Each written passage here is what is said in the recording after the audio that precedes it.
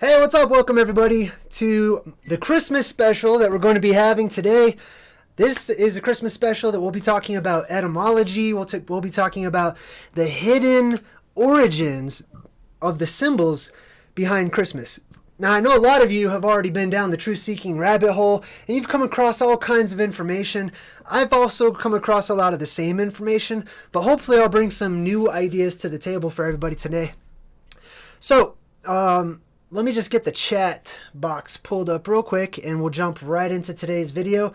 Like I said, we're going to be talking about the esoteric origins of the things behind Christmas. Not just Christmas itself, but all of the different symbols and symbolism. Or as some people would say, symbology. I like to say symbolism. I'm just popping the chat out right now.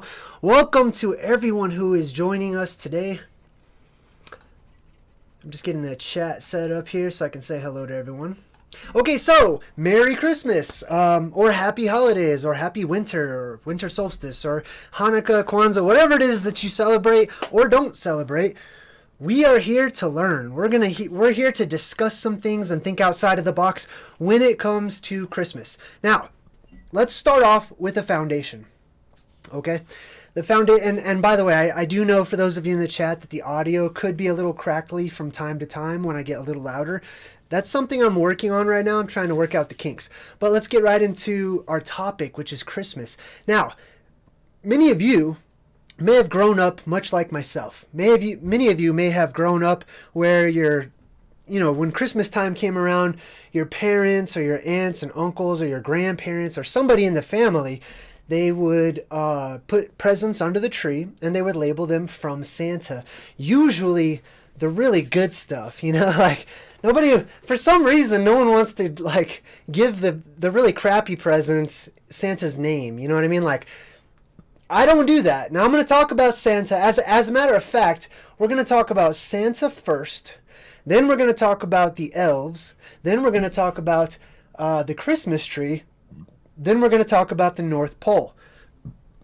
For those of you who are just watching, all of the things I will be discussing today, I'm dead serious about. I'm talking about the reality behind the myths, the reality behind the legends. All legends and myths are basically truth.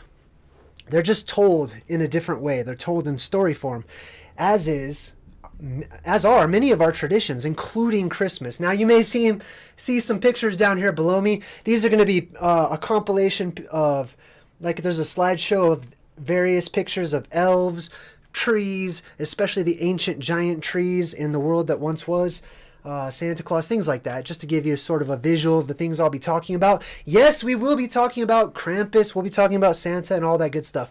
Now, I grew up thinking that there was a Santa Claus, thinking that there was a jolly guy who flew around on his sleigh with his reindeer, and he was super happy, and he brought people presents. He never, over here in America, he very rarely actually gives out coal, but we're going to talk about that.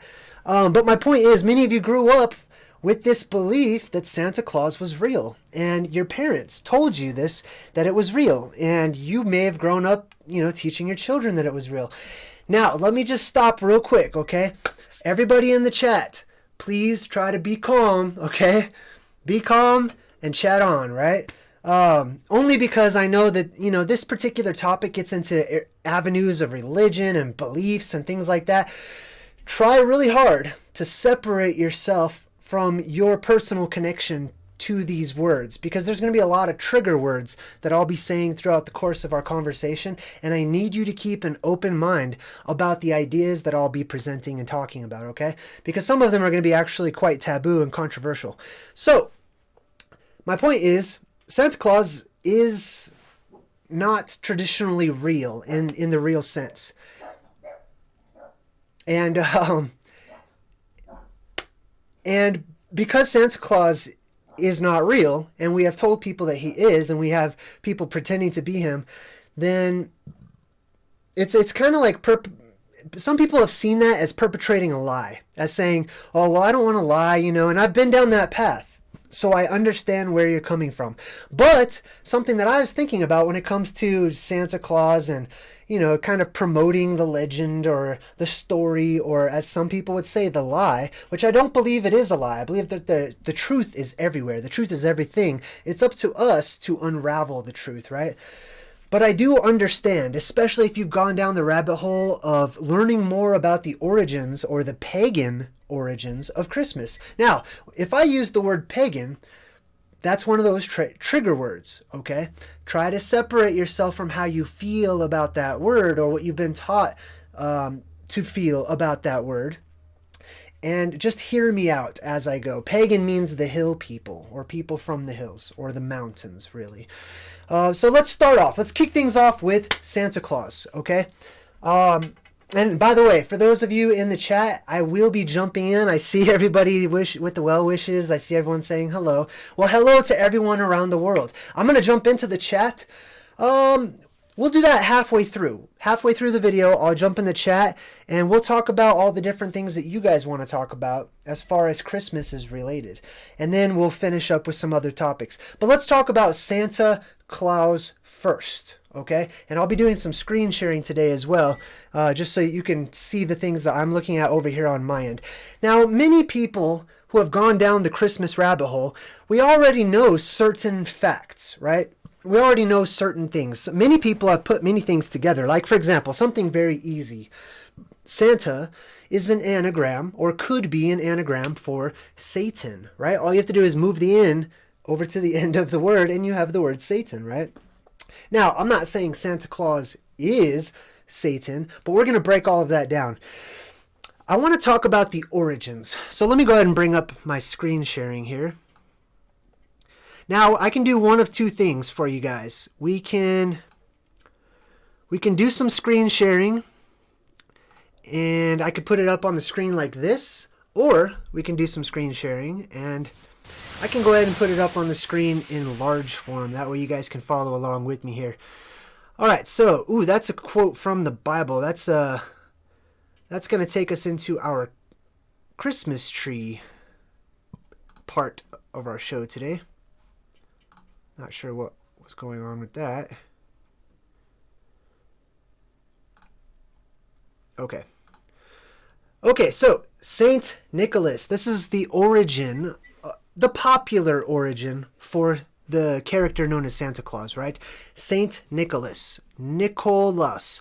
So let's learn a little bit more about this Saint Nicholas character. We're not going to really stay on Saint Nicholas because, quite honestly, I don't care about Saint Nicholas. I'm more interested in some other things. But this is an important part of Christmas, so I do want to acknowledge this particular portion. You might not be able to see Saint Nick there on your side, but it's just a picture over there. Anyhow, Nicholas, let's look at the name. Etymology is the origin, the study of word origins. Now, Nicholas, for those of you who have the name Nicholas or Nick, we're going to talk about that for just a minute. Now, Saint Nicholas, also known as Saint Nick for short, his name is a compound of Nike, which means victory, and Laos, which means people. Victory and people. Now, if I scroll down here on Wikipedia, it'll say, let's see, over here to the right, I'm going to have to make the screen a little bigger.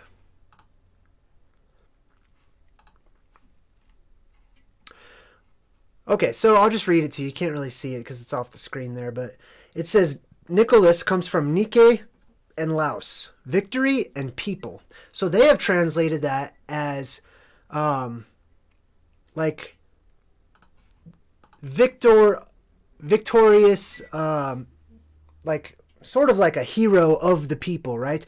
But I don't believe that that's actually what that means. I think it actually means more like the people are victorious. And this is Saint Nicholas. And he's basically, there's a story about him in the church. And, he had given some gifts out and things of that nature. But I want us to really look at the name, because this is the name that Santa Claus supposedly is named after. Victory, which is Nike or Nike, right? That's where your Nike shoes come from. That's why the Nike symbol, let me just go ahead and go back to the live scene here. That's why the Nike symbol has the little, what they call a swoosh, okay? That's not a swoosh, all right? That is a hook. That is the sickle that was used to take down Uranu, or Uranus. Many people refer to him as Uranus. It's a trophy. That's all it is. And Nike means victory. So that's why when you look at your shoes and you've got the Nike swoosh, it's not really a swoosh. Give me a break. What is a swoosh? You know, just that's stupid. It's an actual picture of something, and it's a picture of a hook. It's a picture of a sickle, like you would see the Grim Reaper with, you know, like a big sickle. That's what it is. And the hook is one of the little trophy symbols of the ruling elites of today, and they use the hook in order to sort of brag about being victorious over their fathers, the Titans. And they put it all over the place. It's sort of a bragging right, and it's also a warning. They'll use it as a warning quite often, saying, hey, we defeated the Titans. You know, that's basically what the hook means. So, anyhow, that's Nike, right? And then Nike Laos. Laos means people. So we've got the root words that means winner or victor and people. However, the word Laos, the root of that actually means stone or rock. And there's a story behind this too. I'll go ahead and pull this up real quick. Let's see if I can find this story. Where'd the story go? Oh, here we go. Okay, so as you can see right here, the Greek word Laos originates from the word root los, as found in the word, and it's got a, latomeo, and it means stone or rock. So, Nikolaos means victor, and then it could mean people. However, more accurately, it means stone or rock, as in the Greek mythology. Now, it gives a little mini glimpse into this mythology of a man named Deucalion. Deucalion is basically the Greek version of Noah in the Noah's Ark story. And it says Deucalion and Pyra, and it's kind of interesting to me because Pyra indicates fire or light, just like pyramid or pyramid means fire inside or light inside. So Deucalion and his wife Pyra recreated the people, human beings, after they had vanished in a catastrophic deluge. Deluge means flood. By throwing stones behind their shoulders while they kept marching on. And the name can be understood to mean victory of the people. But let's think about this, right? If the root, las, means rock or stone, then couldn't the name Nicholas also mean something akin to victory, rock victory, or perhaps victory over the rocks, or perhaps survivors of the stone, or survivors of the Stone Age, stone survivors? What does that mean? Well, for those of you new to my channel, I talk about the concept known as mud fossils, where the ancient world went through a stone age, an age whenever everything had turned into rock or stone due to advanced technology, petrification weapons, basically. But Nikolaos could mean survivor of the stones or survivor of the Stone Age, if one were to interpret it quite literally in that particular way. So I find that to be really interesting about Saint Nicholas and his name, victory of the people. Now, see, there is no of the in Nicholas. It's just victory and then people, which also can mean rock or stone. So that's pretty interesting. Now, Santa Claus, we talked about Saint Nick, and I'd like to take a quick segue, a quick minute, and talk about nicknames, okay? Because nicknames are absolutely related. Now, here's something interesting about the word nick. You ever cut yourself? You know, get a paper cut and you say, I nicked my finger. Oh, I nicked myself. Well, nick also means to cut or to slice or to raise, right? To cut something. So a nickname is a name that has been cut or shortened, right? Another interesting thing is that the word nick can also have the connotation of thievery, that somebody who has been nicked has been robbed, basically. And nick means to steal. So this is interesting. So we've got Saint Nick, which could be interpreted as the saint the thief saint, the thief who steals. Now I'm just speculating here. I'm just letting you know that is a possible interpretation. But nicknames, right? What's the big deal about nicknames? Nick is when you shorten something or you cut it off, right? And a nickname, it's when you shorten a name. Now, what is a name? A name is really just a description of something. Now, why is this important? Well, with the concept of Christmas and Hanukkah and Kwanzaa and all this religious mumbo jumbo that comes around this time of year, we have to discuss some of these things, especially the biblical ones, because that's kind of what is popular this time of year. Now, in the Bible, there was a group of people known as the Nicolaitans. Nicolation, right? The Nichols, basically.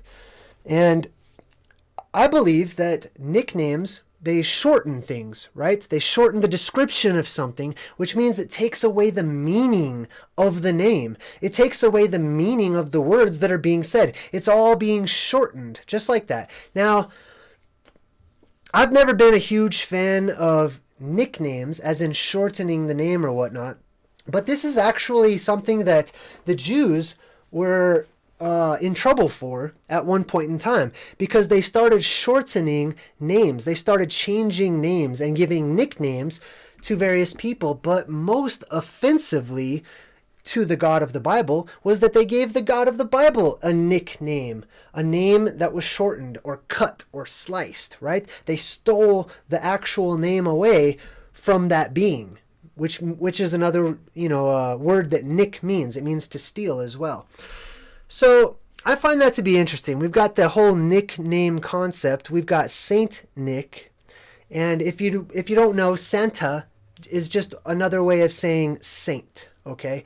Sainta, san, saint, all of these words, they just mean saint, okay? Now this is really interesting because Claus, the last name Claus, that's totally unrelated. I mean, people have tried to stretch it and say, oh, well, it was Saint Nicholas, right? It's all in the accent and the pronunciation. So they actually made a nickname. They took out the ni from Nicholas and just kept the Claus part. Why did they do that? Why was that even done? Well, we live in a magical world where spells are being cast all of the time. And by spell, I just mean speech, really, or something that's written down to convey meaning or command or question, right? And these are spells. Now, one of those spells is the name of Santa Claus.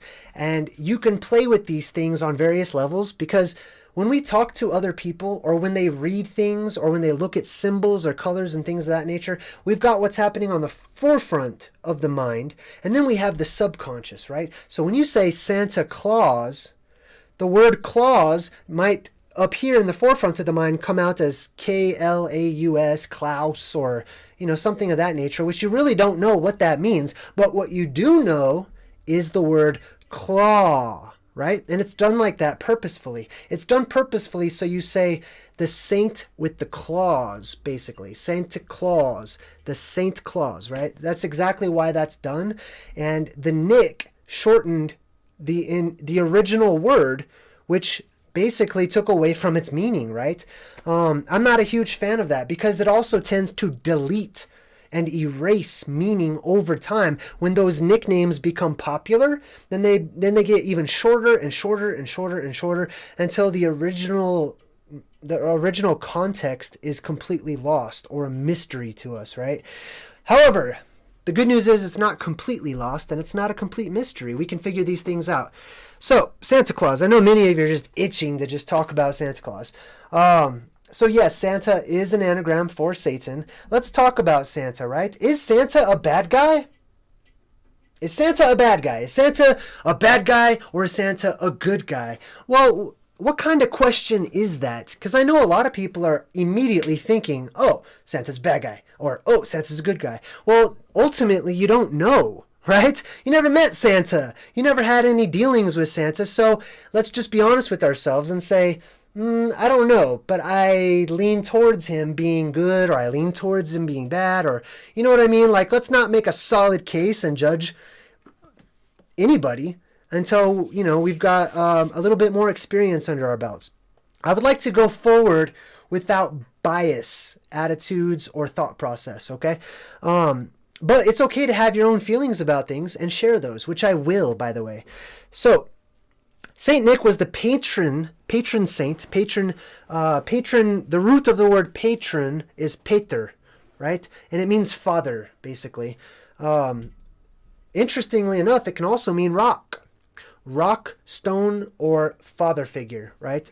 That's why I say God is my rock. God is my pater, or Peter, which would be the American name form of pater, right? So we've got the patron saint, or the fatherly saint of the sea. Saint Peter was the patron saint of sailors. Why do I find this important? I find it very important because I have an idea of who Santa Claus may represent in all historical facts and actuality. That's actually just the vampire down there boiling in holy water.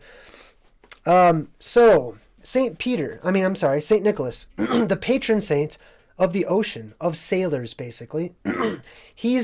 One could make the argument that he's sort of a water god or a water saint, right?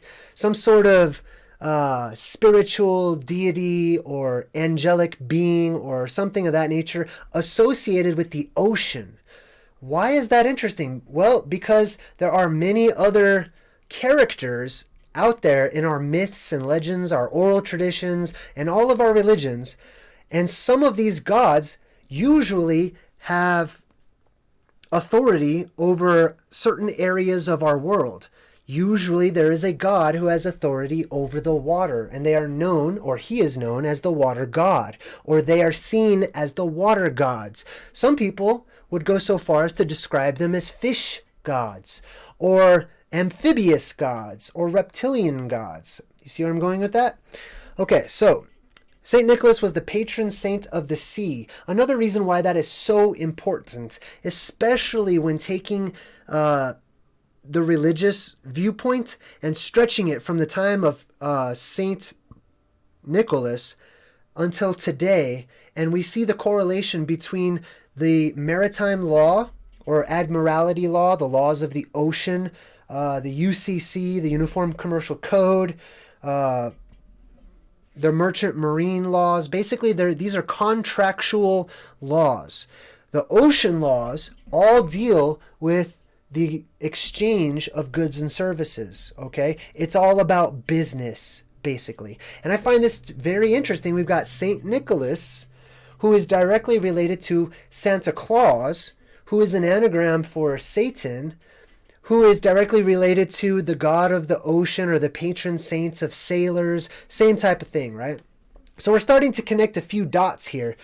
Now, let me go ahead and do some screen sharing again. I'm just going to pull up the whole screen sharing here. After we talk about Santa Claus, then I'll jump in the chat and we'll talk about some of the things that you guys have for me. Just keep in mind we are going to talk about elves, Christmas trees, and then the North Pole as well. So let me go ahead and do some screen sharing. Right now you're looking at Wikipedia and the section on Santa Claus. Let's go ahead and switch this over. We're going to switch gears for a second. Here's the definition for Nick, right? Saint Nick. So instead of Nick, let's just call it what it is. Saint Cut, right? Saint Cut or prison. And if you live in Britain, a Nick is another word for Nick is prison. That's interesting, right? The prison saint. You can make a nick in something, etc., to cheat somebody. Do you see how none of these are very positive connotations for the word Nick? And yet we have a saint that represents all of the good things in life who is named after these horrible imagery. All right, so let's go ahead and move on to the next thing here. Let's see here. Let's talk about... Oh, you know what? We'll come back to this one in just a second. I would really, really like to look at Saint Nick's helper. Now let me just make sure I can see what you guys are looking at. Svart Pit, or Piet, or Piet. Svart Piet. For those of you who don't know who this is, Svart Piet means Black Peter. Or, remember like I said, PTR, Peter or Petra, for those of you who are familiar with that particular region of the world, Petra means rock, right? Black Peter, Black Father, Black Rock. These are all things that it could mean. Now, let me go ahead and read this to you, because many of you are not familiar with the concept of Black Peter. Actually, before I read it, let me just sum it up. Let me just explain it all before I get into the details of it, because Wikipedia can be confusing sometimes. Black Peter, I believe it is celebrated in, I want to say, Holland, I think. It's either Holland or Sweden, one of those two places. But in that general area, right? One of those countries celebrates something known as Black Peter. I'm sure many countries do. This was a black elf who was basically Santa Claus's slave. He was his helper. I'm sorry, right? It's his helper, okay? But this person was known as Black Peter, right? Or the word black is pronounced differently in different regions of the world, but Svart, basically. Svart Piet, Black Peter, or Swart. Just like Schwarzenegger. If you ever wondered why Arnold Schwarzenegger, like what his last name even means, well, Schwarzen means black, or with the connotation of being dark, right? Schwarzenegger, not Nagger or Nogger, but Auger. Auger. Why is that important? Schwarzen means black. Just like if you ever seen Spaceballs, right? They say, "May the Schwartz be with you." Many of you have probably wondered, what the hell's a Schwartz? What is a Schwartz? A Schwartz is not some power, like the Force, but Schwartz means black or darkness, right? Dark. So think about that next time you watch movies like that. So we've got Black Peter, Svart Piet. Well, this is interesting to me because I talk about, welcome Tony, I talk about the Elven race, right? And in many of the northern countries, elf is pronounced Alf with an A, Alf, right? Some of you from the 80s might remember the TV show called Alf, which had a pointy-eared alien, basically, same thing. Elves, aliens, call them whatever you want to. But the black elves. Now, right here, we have one perfect example of Svart Alf, black elf, Svartalf, right? In Norse mythology, the land where the black elves lived was called Svartalfheim, right? The land of the black elves. Now, elves, don't think of elves with pointy ears and all that stuff. We're going to get into elves in a bit, but just think of them as the beings who came before us, those who preceded humanity, okay? There is such realm called Svartalfheim, and the Svartalfs, or the dark elves, Svart. Think of the word in English. Think of the word swarthy, right? Swarthy means dark, musky and dark, shadowy. The Svartalfs. So this is really interesting. So let me go ahead and read this from Wikipedia here. We've got Svarte Pete, or Pit, Peter, Black Peter, basically. Black Peter redirects here, blah, blah, blah. Svart Pete, or Black Peter in English. Let's see here. It looks like it's celebrated in quite a few countries. The character first appeared in an 1850 book by Amsterdam schoolteacher Jan Schenkman. Traditionally, Zwarte Piet is black because he is a Moor from Spain. For those of you who don't know what the word Moor means, basically it's an older word to describe Muslims, specifically dark-skinned Muslims, right? So he was one of the Moors from Spain. Those portraying Zwarte Piet usually put on blackface, makeup, and colorful Renaissance attire in addition to curly wigs and bright red lipstick. In recent years, the character has become the subject of controversy, as I'm sure you could imagine, right? You've got all these white people in Sweden or Holland or something, putting on blackface and stuff, and then of course they're gonna act foolish because they're dressing up like an elf, and the way the elves are portrayed today is much different than the way they actually were / are, okay? We portray elves as being goofy and jovial and kind of childlike and immature, right? I believe that elves are due so much more respect than the cartoons that we have turned them into. Anyhow, so here's a great example of the black elves. Now here's another interesting connection. Like I said, the elves were from Svartalfheim, right? The black elves were from Svartalfheim. Another group of creatures that are also from Svartalfheim were the... I totally just went blank. I forgot what they're called, but they're in the Lord of the Rings. Dang it. Well, let's Google it.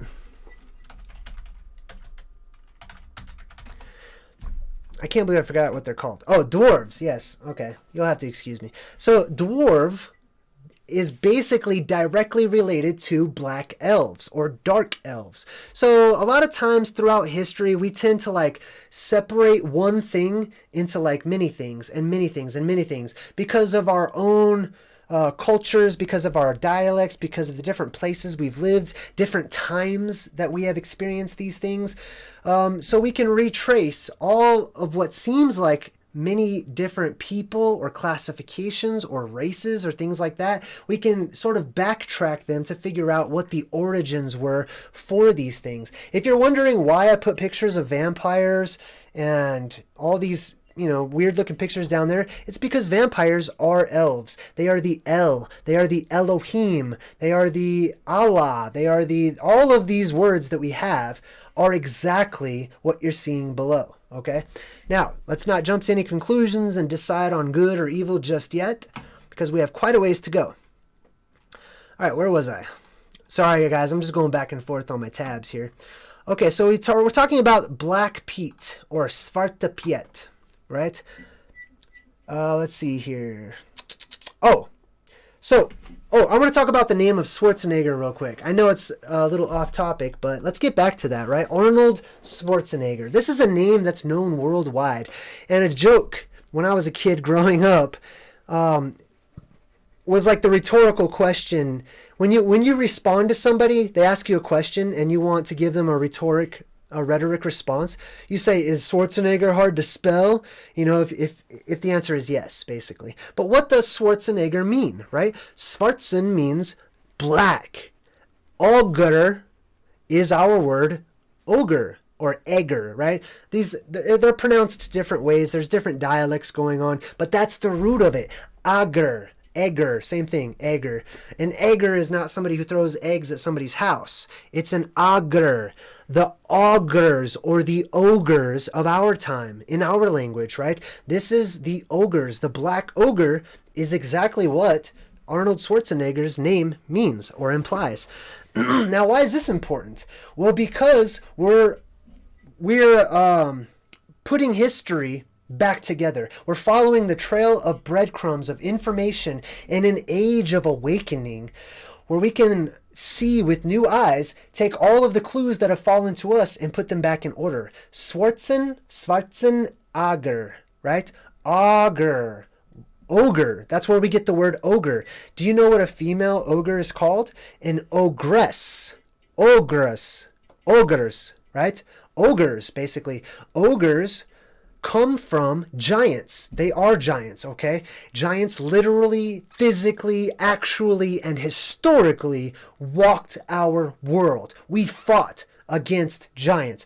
We had relationships with giants.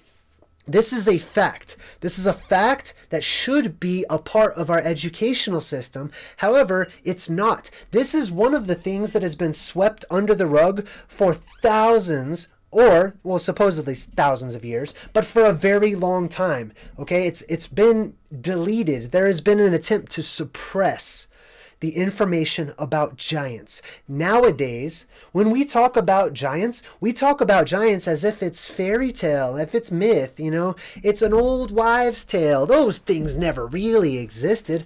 Why do we say that? Why? Oh, because you've never seen one? There are a lot of things that I've never seen that I accept as existing in our world today. you know, and there is an overwhelming amount of evidence, a plethora of evidence. There is evidence in every subject, every category in our world that is directly related to the giants themselves. Giants are a fact. Giants are not fiction. Giants are not a bedtime story. Giants are not made up. They're not a lie. Just like Santa Claus, right? Now, there are a lot of things that have been made up or added to the story about Santa Claus or Santa Nicholas, right? But we can break those things down individually to try to figure out what they represent. Because remember, these stories have been added to and added to and added to and added to over time. Well, because of that, we can reconstruct them going backwards, right? Anyhow, let's see. We've got Swarthy, Black Pete, the Svartalfs. We're talking about Schwarzenegger or Schwarzenogre, the ogre, the black ogre.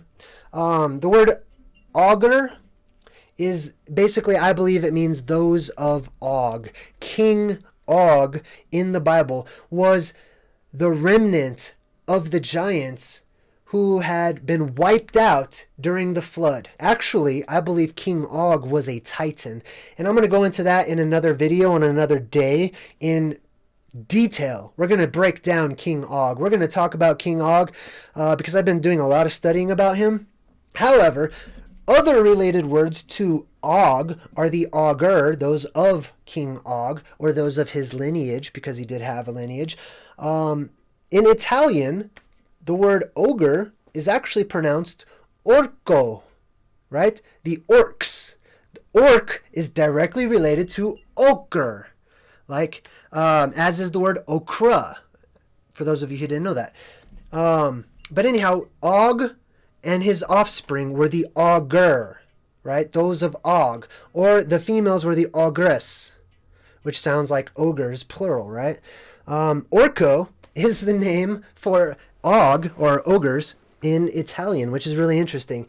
Because there was actually a famous character, a little cartoon character named Orco, who I liked when I was growing up. But that's beside the point. Let's move on. Oh, I would like to point out something about Santa Claus, all right? Whether or not Santa Claus is a physical, actual being, and all the stories are true or whatever, okay? Santa Claus can be made into a religious figure. A figure like Jesus, a figure like Buddha, a figure like, Gandhi, or whatever you would like to choose, okay? And basically, people have created a god in their own minds after the likeness of a reality. Let that sink in for just a minute.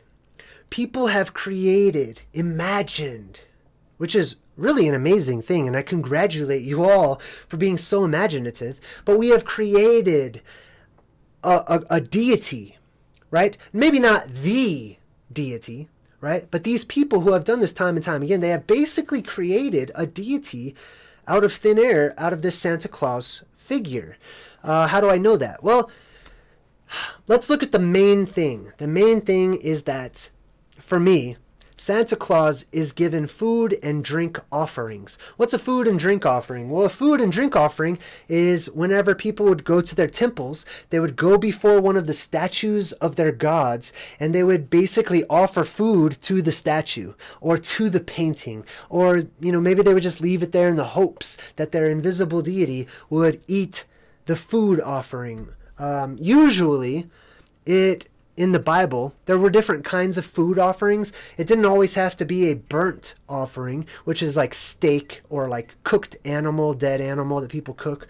And, the smoke would go up and the gods would smell it, and it would be a pleasing smell unto the biblical God. And that's because he was a flesh eater. He was a meat eater. Although people don't really want to talk about that too much. But there were other kinds of offerings. There were baked offerings.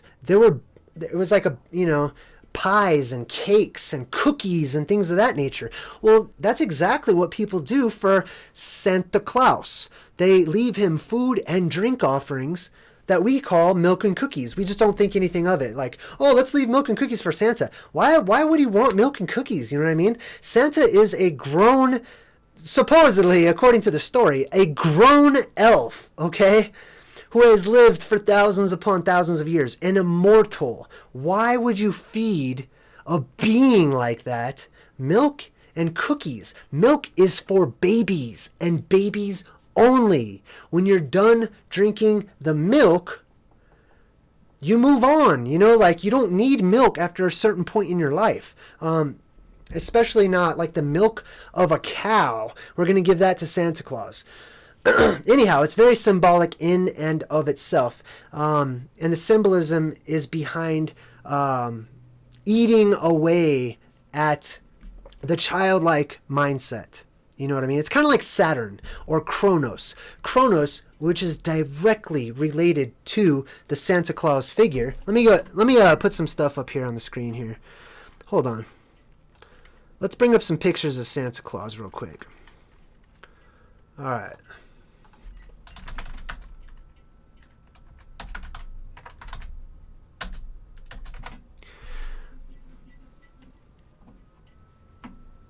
All right, here we go. There we go. So now we've got, whoa, man, Santa Claus is just getting more and more evil as time goes on, more and more daring. You know what I mean? That's okay. Whatever, you know, whatever. I accept it. Let's move forward. What was I talking about? Food and drink offerings. Santa Claus basically being a godlike figure, right?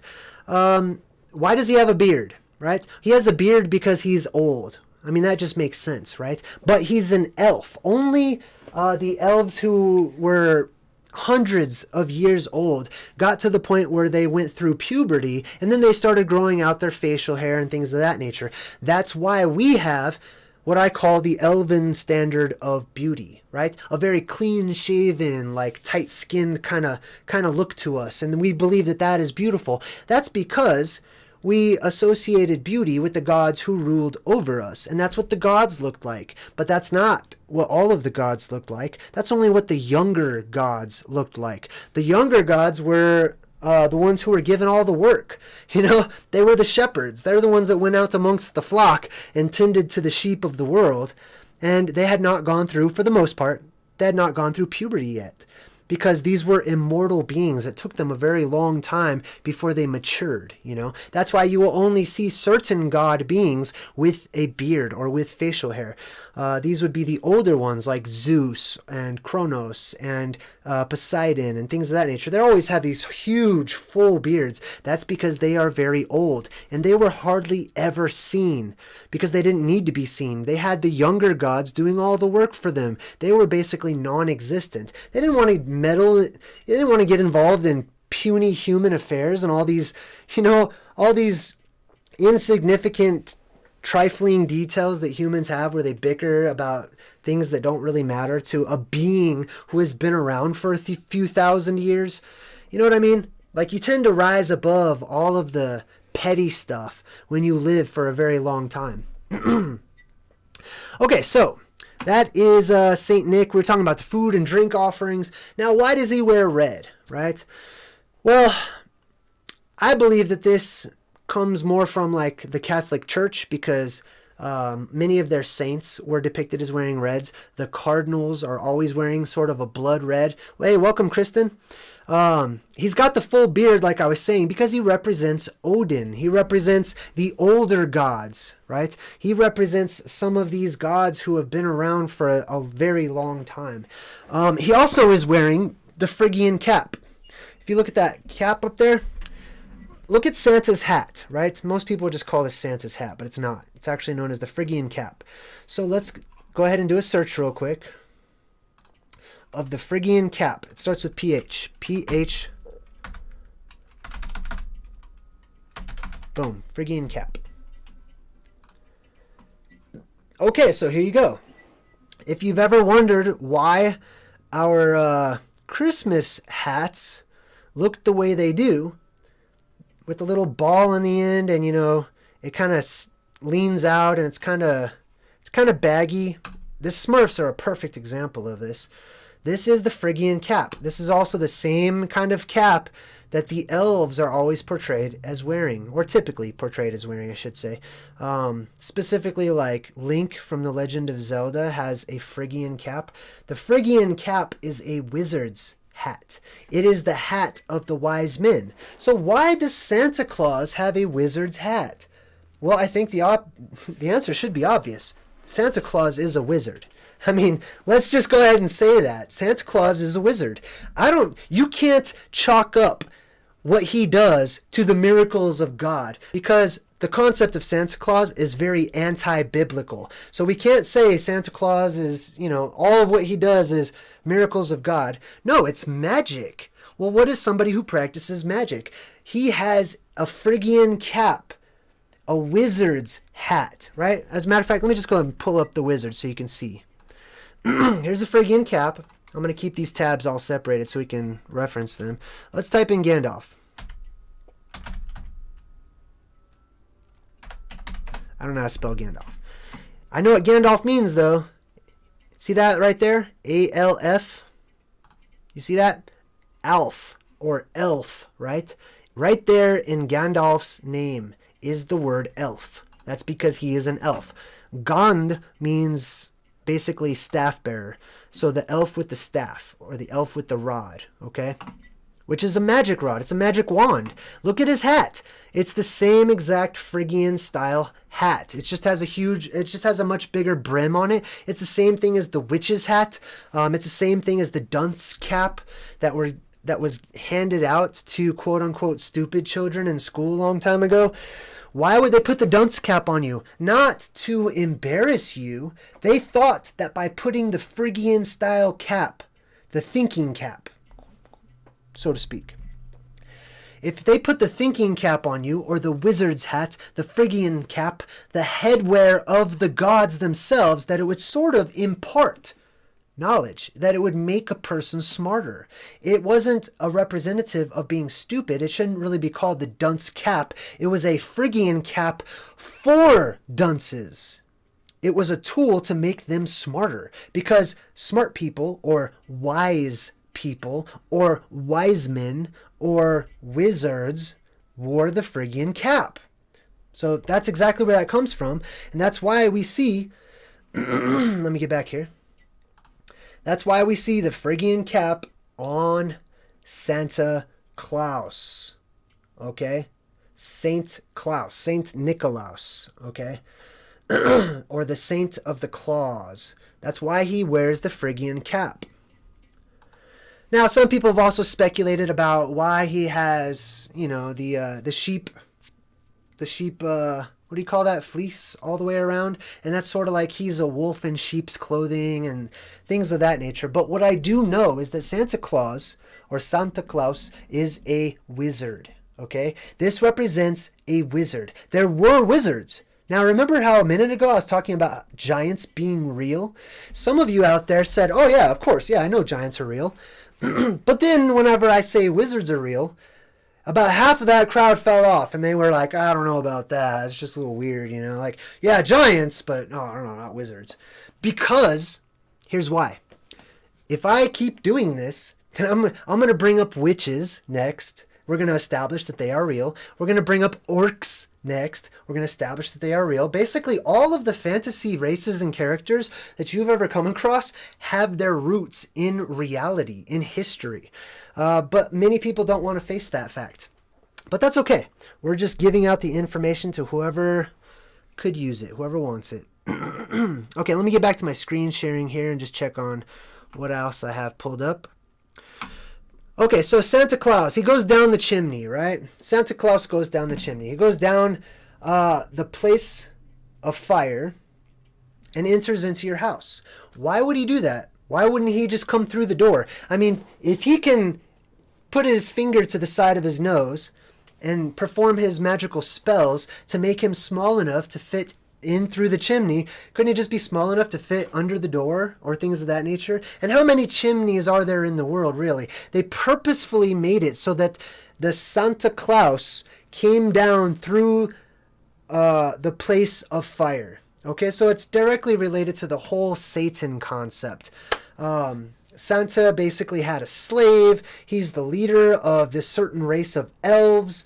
And like I said, Santa Claus is also directly related to Chronos or Saturn. He is the god of time. Actually, some people speculate that the way that you try to explain Santa Claus's magic, right? And they say that, well, he can deliver all those presents in one day because he can stop time. Bzzzt. He just stops time. So that sounds like a god of time as well, which is exactly what Chronos is. Chronos, aka Saturn, aka the Satyr, aka Satan or Hashatan, the enemy, the adversary, the age-old adversary of somebody, right? Is directly related to Saint Nick. Just like the devil, basically. It's the devil, you know what I mean? The devil wears all red. The devil has horns. Do you know that Santa Claus was portrayed as having horns? Excuse me. There were many people throughout history that you may have thought were righteous, good, wonderful people, but they've all been presented as having horns. For example, excuse me, Moses. Did you know Moses had horns? Did you know it says that Moses had horns in the Bible? Let me see if I could pull up some images here. I'll just share these with you guys. Moses. Oh, you know what? I could probably just type it in. Yeah, let me just type it in since I'm screen sharing anyways. We'll just go to the whole full screen. Let me show you something. This is really interesting. The reason that we're going over and talking about Moses is directly related with Santa Claus as well. Because Christmas in many countries is symbolized with a particular animal. You might be thinking reindeer. However, it's actually the goat.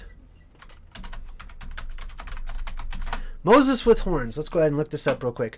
Here's a sculpture Michelangelo made of Moses with a couple of horns on his head. Here's Moses again in stained glass window with horns on his head. Here's Moses with horns. Here's Moses with horns.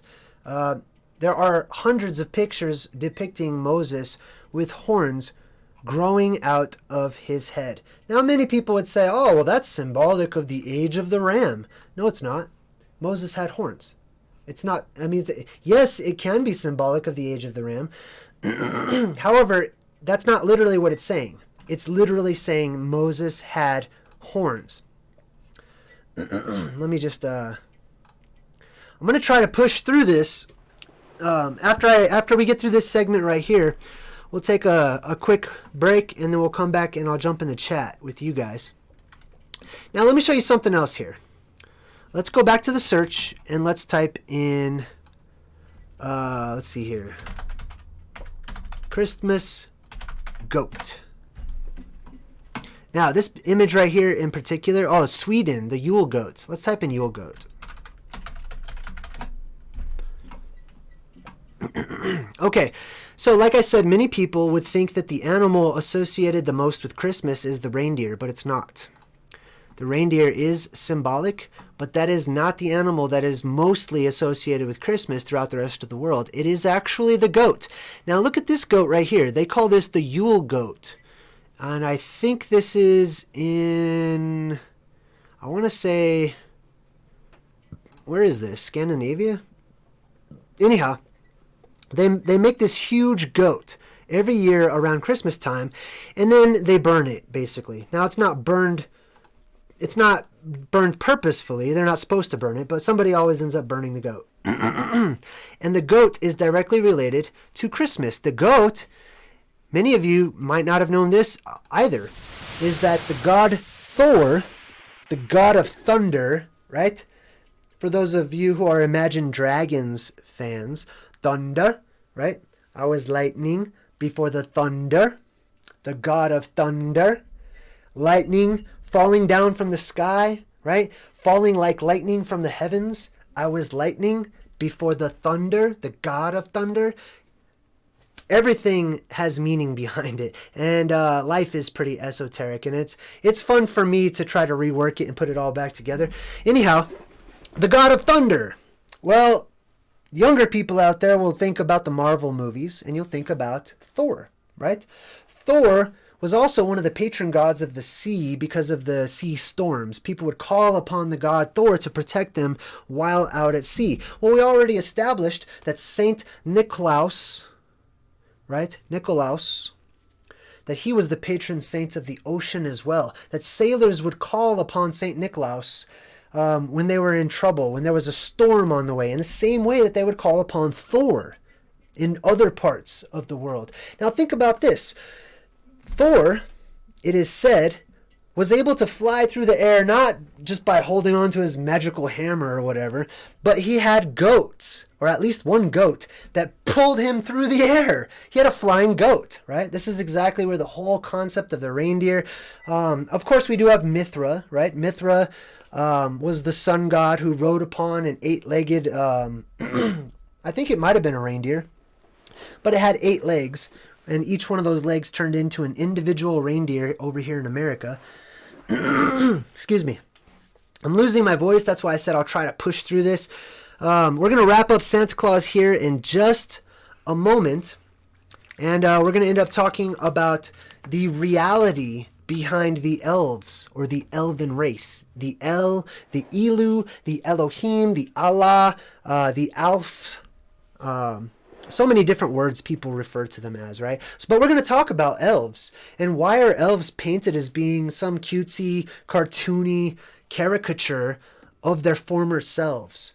Why has all respect been stripped away from the elven class, from the elven race? Why do we picture them and portray them as being court jesters and goofy and stupid? Well, we're going to talk about that. I'm so sorry. I'm just losing my voice. We're also going to talk about the Christmas tree, the real, true origin of the Christmas tree. And I'm going to tell you whether I think this is good or bad. I'm going to tell you what I practice. Many of you have gone down the road of, learning about the origins of the Christmas tree. We're going to look at the Bible and what the Bible has to say about the Christmas tree. And we're going to talk about the North Pole, the home of Santa and all his elves, the workshop, basically the place where all the goodies are, right? We're going to talk about that in just a minute. We're going to take a quick 5-minute break. I got to go drink some water. I'm starting to lose my voice. I'll be back in 5 minutes, and I'll jump in the chat room. If you have a question or you want to address me, type in @JayDreamerZ. Make sure to spell it correctly, and we'll go ahead and I'll hang out with you guys in the chat room here after the break. So I'll see you in 5. If I could figure out how to make it start.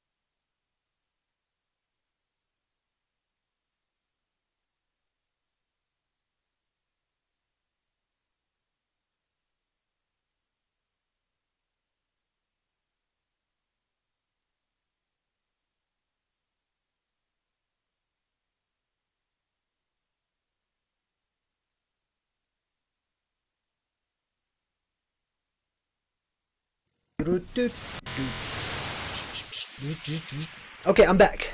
So welcome back. So we already welcome. This is my Christmas special, by the way. We are breaking down everything Christmas. We're talking about the reality behind the symbols of our, the mainstream Christmas celebration, okay? And then a little towards the end, I'll probably share with you my personal feelings about it. What I practice, what I don't practice. What I celebrate, what I don't celebrate. What I constantly remind myself of, and what I tend to push to the side, right? I'll get towards that towards the end. Right now, I just want to jump in the chat and welcome everybody who's in the chat. Oh, we've got a new member. Oh, that's right. I want to say what's up to all the people who just joined as members. So let me say hello to all of you wonderful people. Let's see here.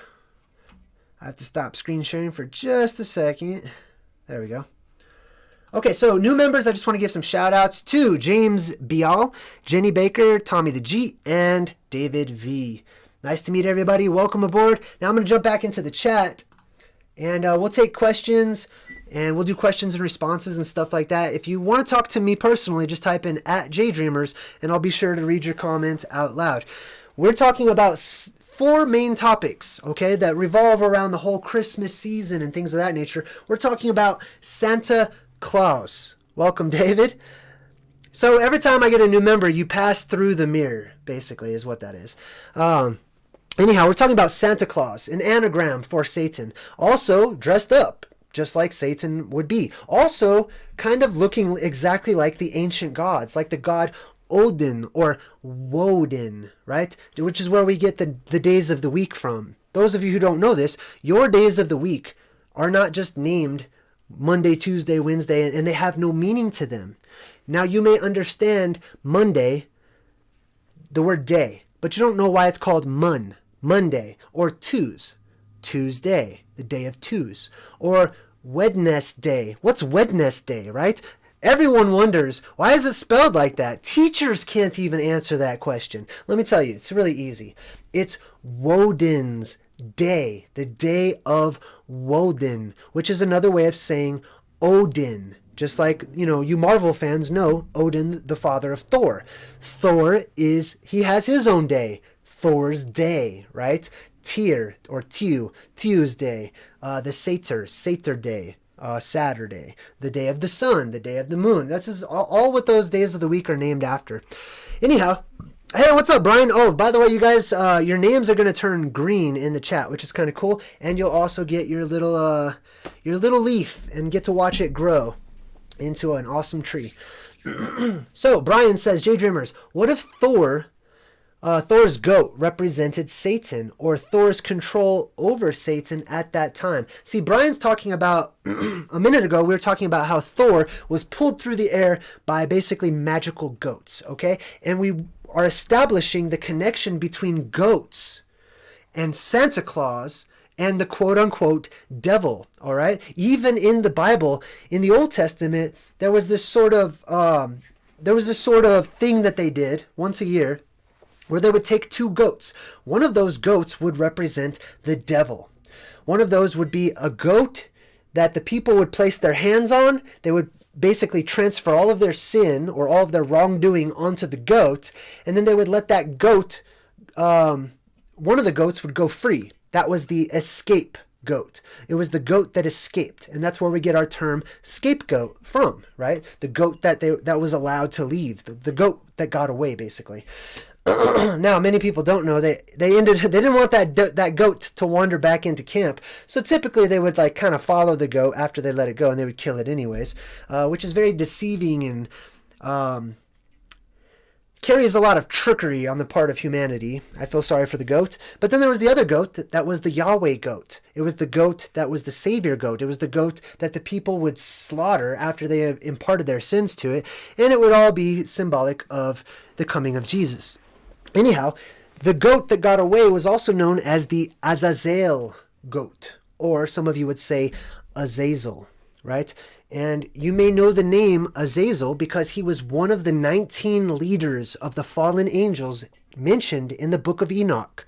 And he was one of the people that helped to teach humanity to beautify their eyes and to put on makeup and, you know what I mean, to look more like the gods or the El or the Elohim, etc., right? That is our Elven standard of beauty. This is what we strive to look like, the younger gods at least, right? Myself, I don't really strive to look like the younger ones anymore, as many of you may have caught on. But anyhow, let me jump back in the chat here.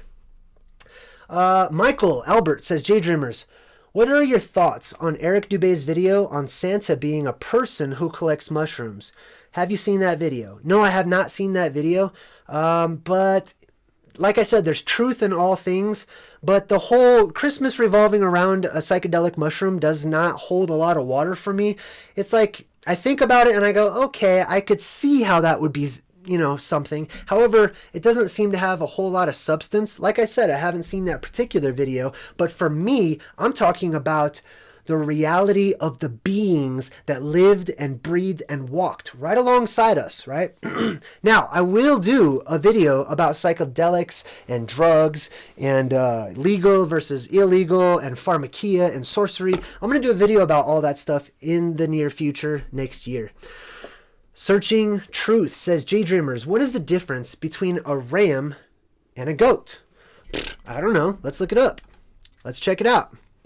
Let's type it in here. Oh, wait a minute. All right, so we're going to Google this. What is the difference between a ram and a goat?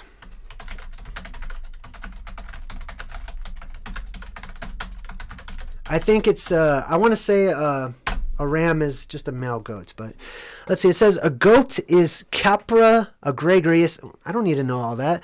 The domestic goat. Anyway, whatever. A ram is Ovis aries, the domestic sheep. Males are called rams. I don't know. I don't even understand what this is even saying right now. Basically, yeah, they're both the same. They're both the same for argument's sake, okay? A ram, a goat, it's a four-legged creature with curly horns sticking out of its head, right? And this is what the devil has been portrayed as having. Why is that important? Because these beings had horns.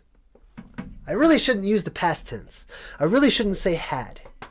These beings have horns. Moses in the Bible grew horns out of his head. It says that in the Bible. Now, I know a lot of people out there are going to say, you biblical scholars are going to try to call me on it and say, oh no, it just means that his face was radiating, it was shining, etc. No, I'm sorry, but if you look up that word, it literally means to grow horns out of your head. By extension, it could mean the rays or the horns of light that come out of the sun, etc., but it means to actually grow horns.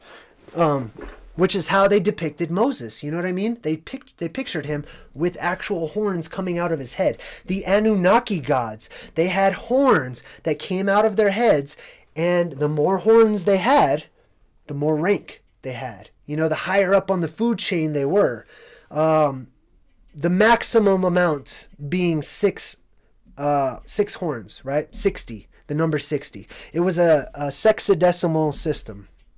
Or a hexadecimal system, I believe. Anyhow, it was based on the number 6, because supposedly these giants, they had 6 fingers on each hand, unlike our 5, right?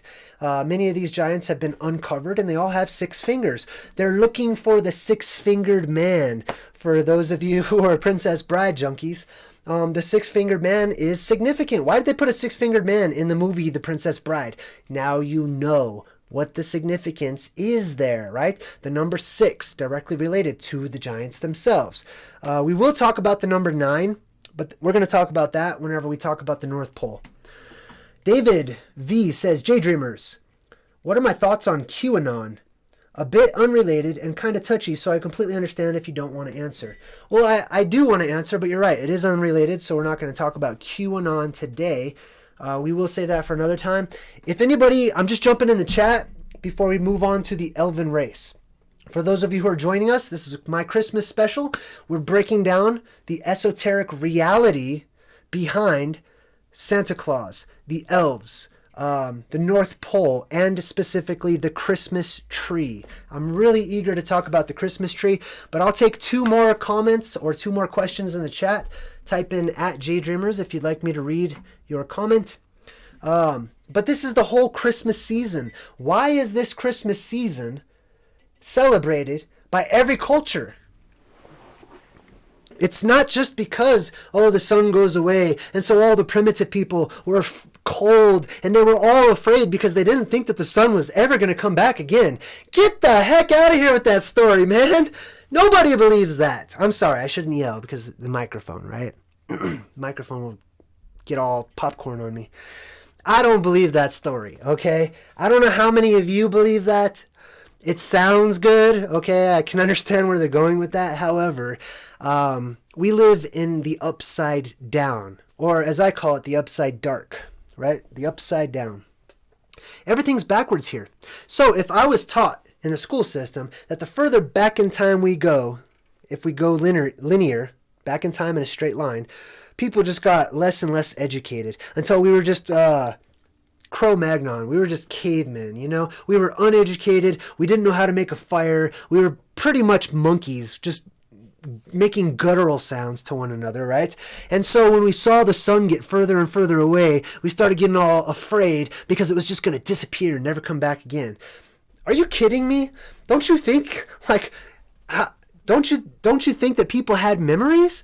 Don't you think they remember last year or the year before when the sun constantly kept coming back? Now, that's not to say that the sun is incapable of disappearing, because it is, and it has, and it will again.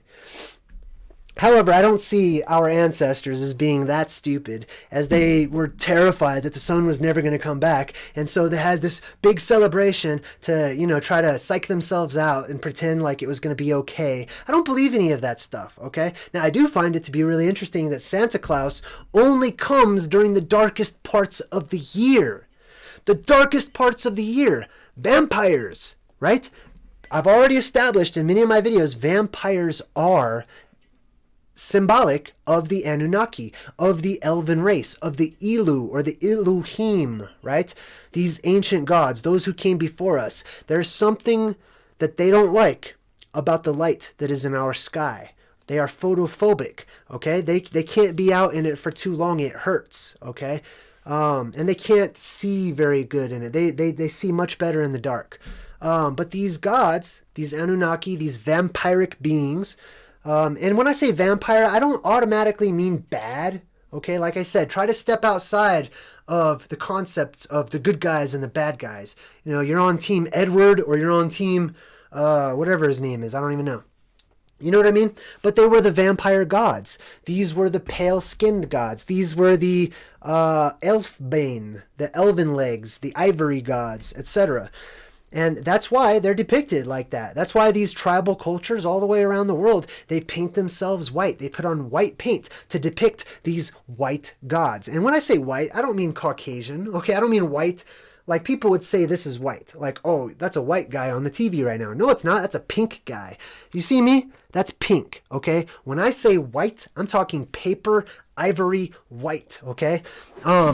Which, by the way, leads to the concept of races, you know what I mean? And racism, and where this whole story of the white devil comes from. Well, those beings, especially Enki and Enlil, typically were seen as being the white gods, or the Aryans, or the Arion, or the immortals, right? And they were just pale white, okay?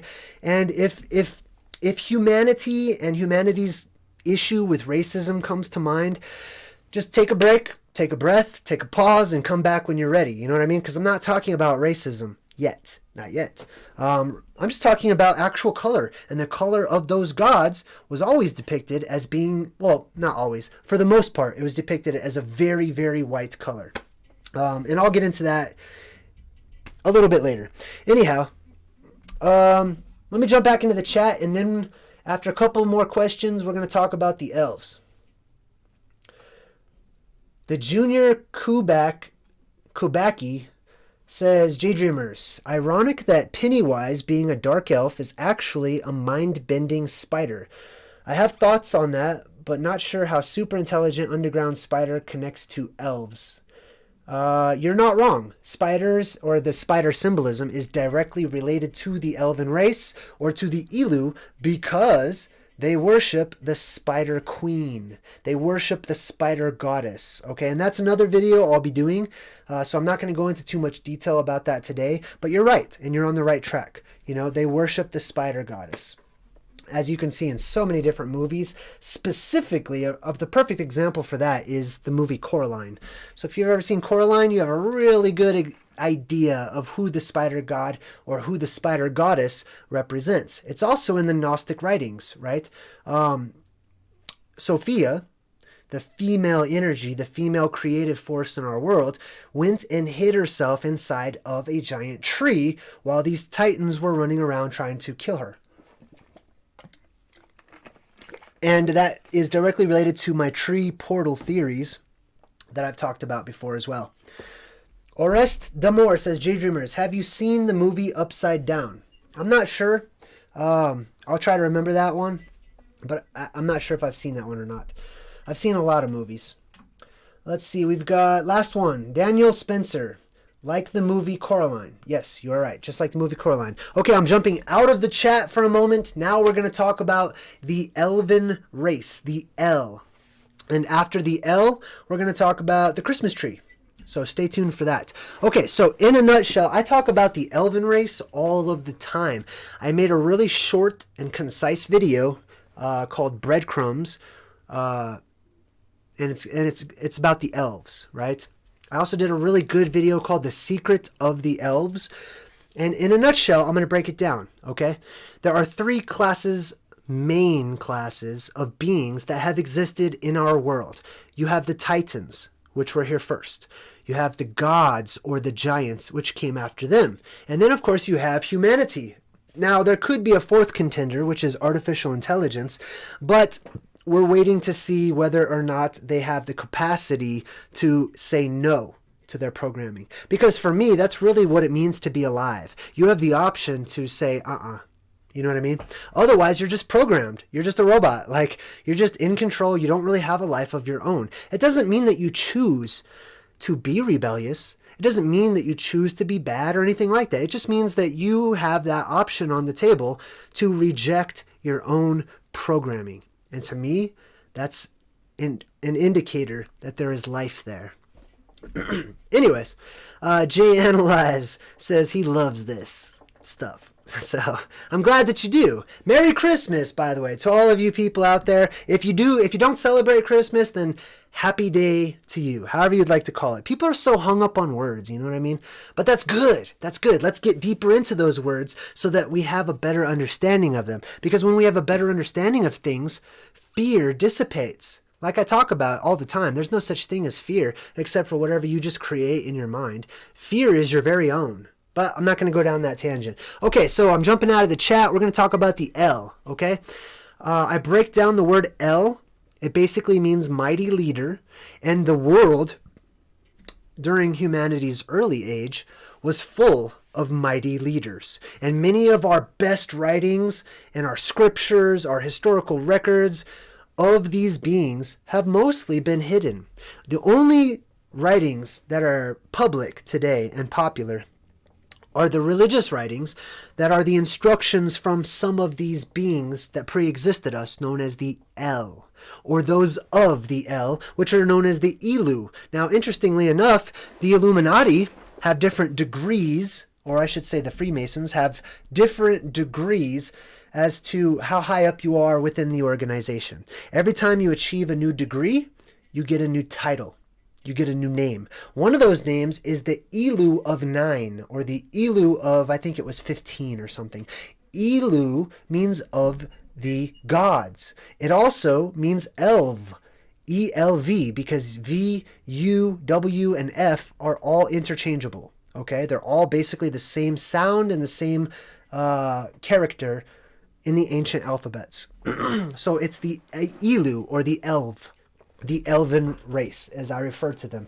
Many people call them angels, they call them gods, they call them demons and devils and aliens and all these fancy, wonderful, convenient tags right? We slap a little label on it, and then we just don't think twice about it. So that's why in our world today, we believe that there are so many different races. Like, for those of you out there who believe in the concept of extraterrestrials or, aliens from other planets and stuff, many of you will submit to the idea that there are also millions and, hundreds of different races and species of all these different aliens and stuff. But there aren't. There just are not. They're all the same race. They have subsections because, they evolve, they adapt. Adaptation works over time to change features in slight and subtle ways, sometimes very overt ways. But there was a group of individuals, there were beings that came here before us. They are the natives of our world. According to all of our stories, they pre-existed us. They helped to create us. And interestingly enough, our creation typically involves the earth for some reason. We're made out of the earth. In the Bible, it talks about being made of the clay. Adam was made of the clay of the earth. And as we just read, in the name Nicholas, for Saint Nicholas, for Santa Claus, right? Laus, in Nikolaus, also is directly related to the story of Noah throwing rocks over his shoulder, and the rocks turn into human beings, right? Human beings out of rocks? How do you get a human being from a rock? Go research, if you're interested, mud fossil theories. Check out my playlist on mud fossils, and I will explain to you how humanity can be born from the rocks themselves. And I'll give you a hint. It's got something to do with the Titans who once walked our world. Anyhow, that's the elven race. Now, Santa Claus is an elf. Now, he's not depicted that way in our day today, but he's basically seen as the leader of the elves, right? Even though he's not depicted as being green and pointy-eared and all that. He's the fat, overweight. We call him fat. He's overweight. You know what I mean? You don't need to leave cookies and sodas and Coca-Colas, okay? Santa Claus needs to do some exercise, as far as I'm concerned. And I think it's actually quite sad because, according to my research, these ancient gods, welcome Shay, these ancient gods, these angels, these Elu, the Elohim, they were in amazing shape.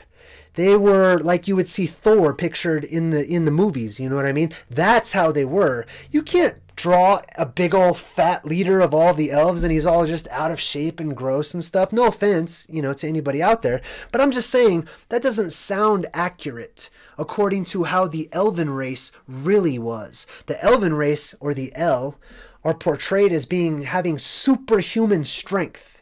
You know what I mean? They were fit. Superman is a perfect and classic example. Superman is Kal-El. He's one of the El. Can you imagine somebody painting Superman holding a Coca-Cola with a big beer belly or something like that? They're just having fun. They're toying with us, basically.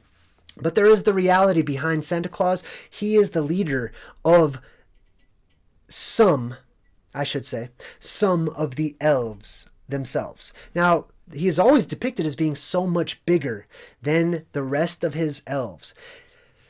We always imagine that the elves are tiny.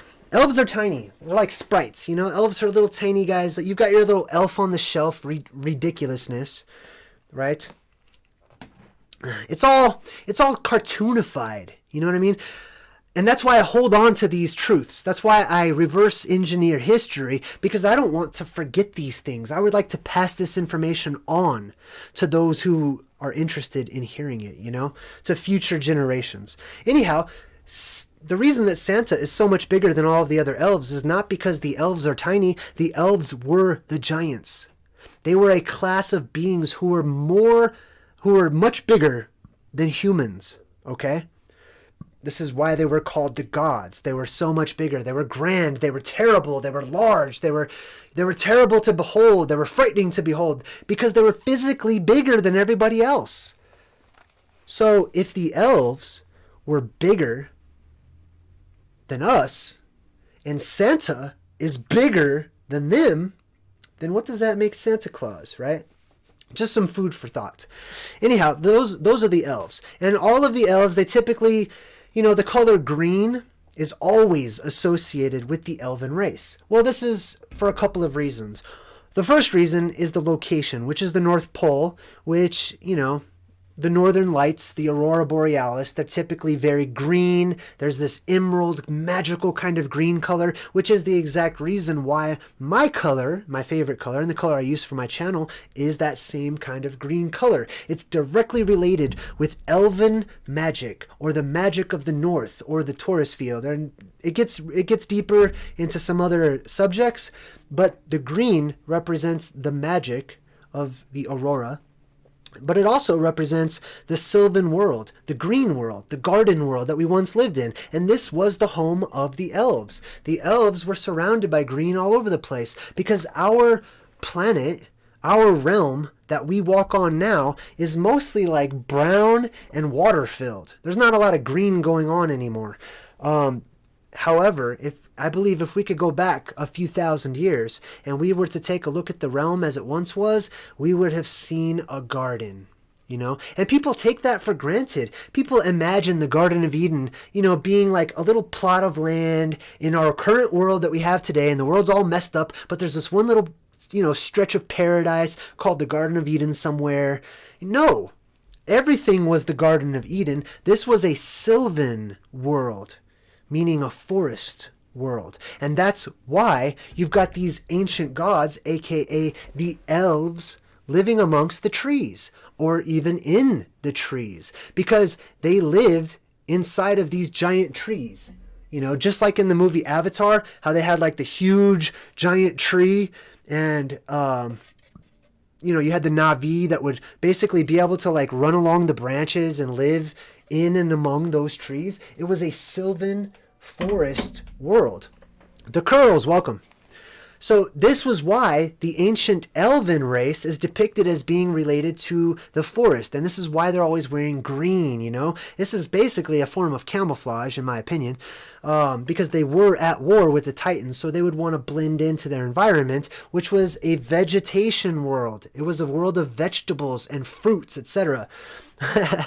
But anyhow, those were the and that's why you have the Smurfs. The Smurfs wear the same Phrygian hats, like like I showed you guys earlier. Let me go ahead and bring that picture up again, actually. Let me show you the Phrygian hats real quick. Okay, so here, is this it? No. So there's Gandalf, or Gandalf, the elf, right, wearing his Phrygian hat. Here's some more example of the Phrygian hat. Also, a wizard's hat. And by the way, I'm just going to go ahead and answer some of your questions right now. Some of you are going to look at a picture like this one, right? Okay. It's interestingly enough, it's about Saturnalia. This is a human being wearing a hat that does not fit his head.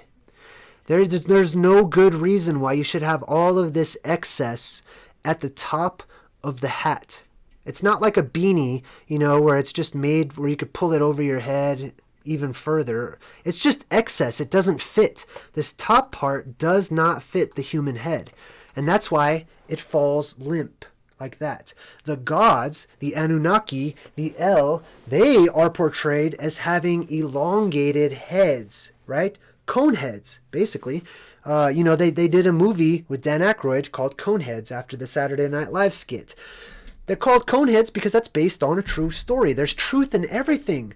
Why would they call them Coneheads? Why wouldn't they call them box heads and give them cubicle heads? They could make them if they just made it up.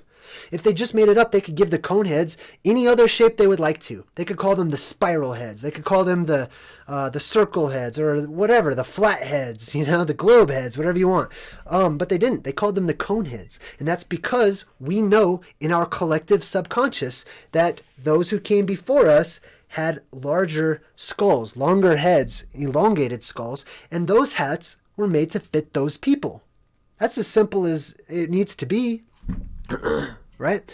As a matter of fact, let me just go ahead and pull up, some pictures of Egyptian gods. All right, let's just pull up some pictures here, and I just want to point out the hats that they're wearing, okay? Now I'm just pulling up random pictures here. Boom, here's a picture right here. Here's a good one. Do you see this guy right here? He's wearing the Phrygian cap. He has a cone head, okay? I know that one kind of has like this one even has the little ball at the top, just like Santa Claus, you know, the little puff ball or whatnot.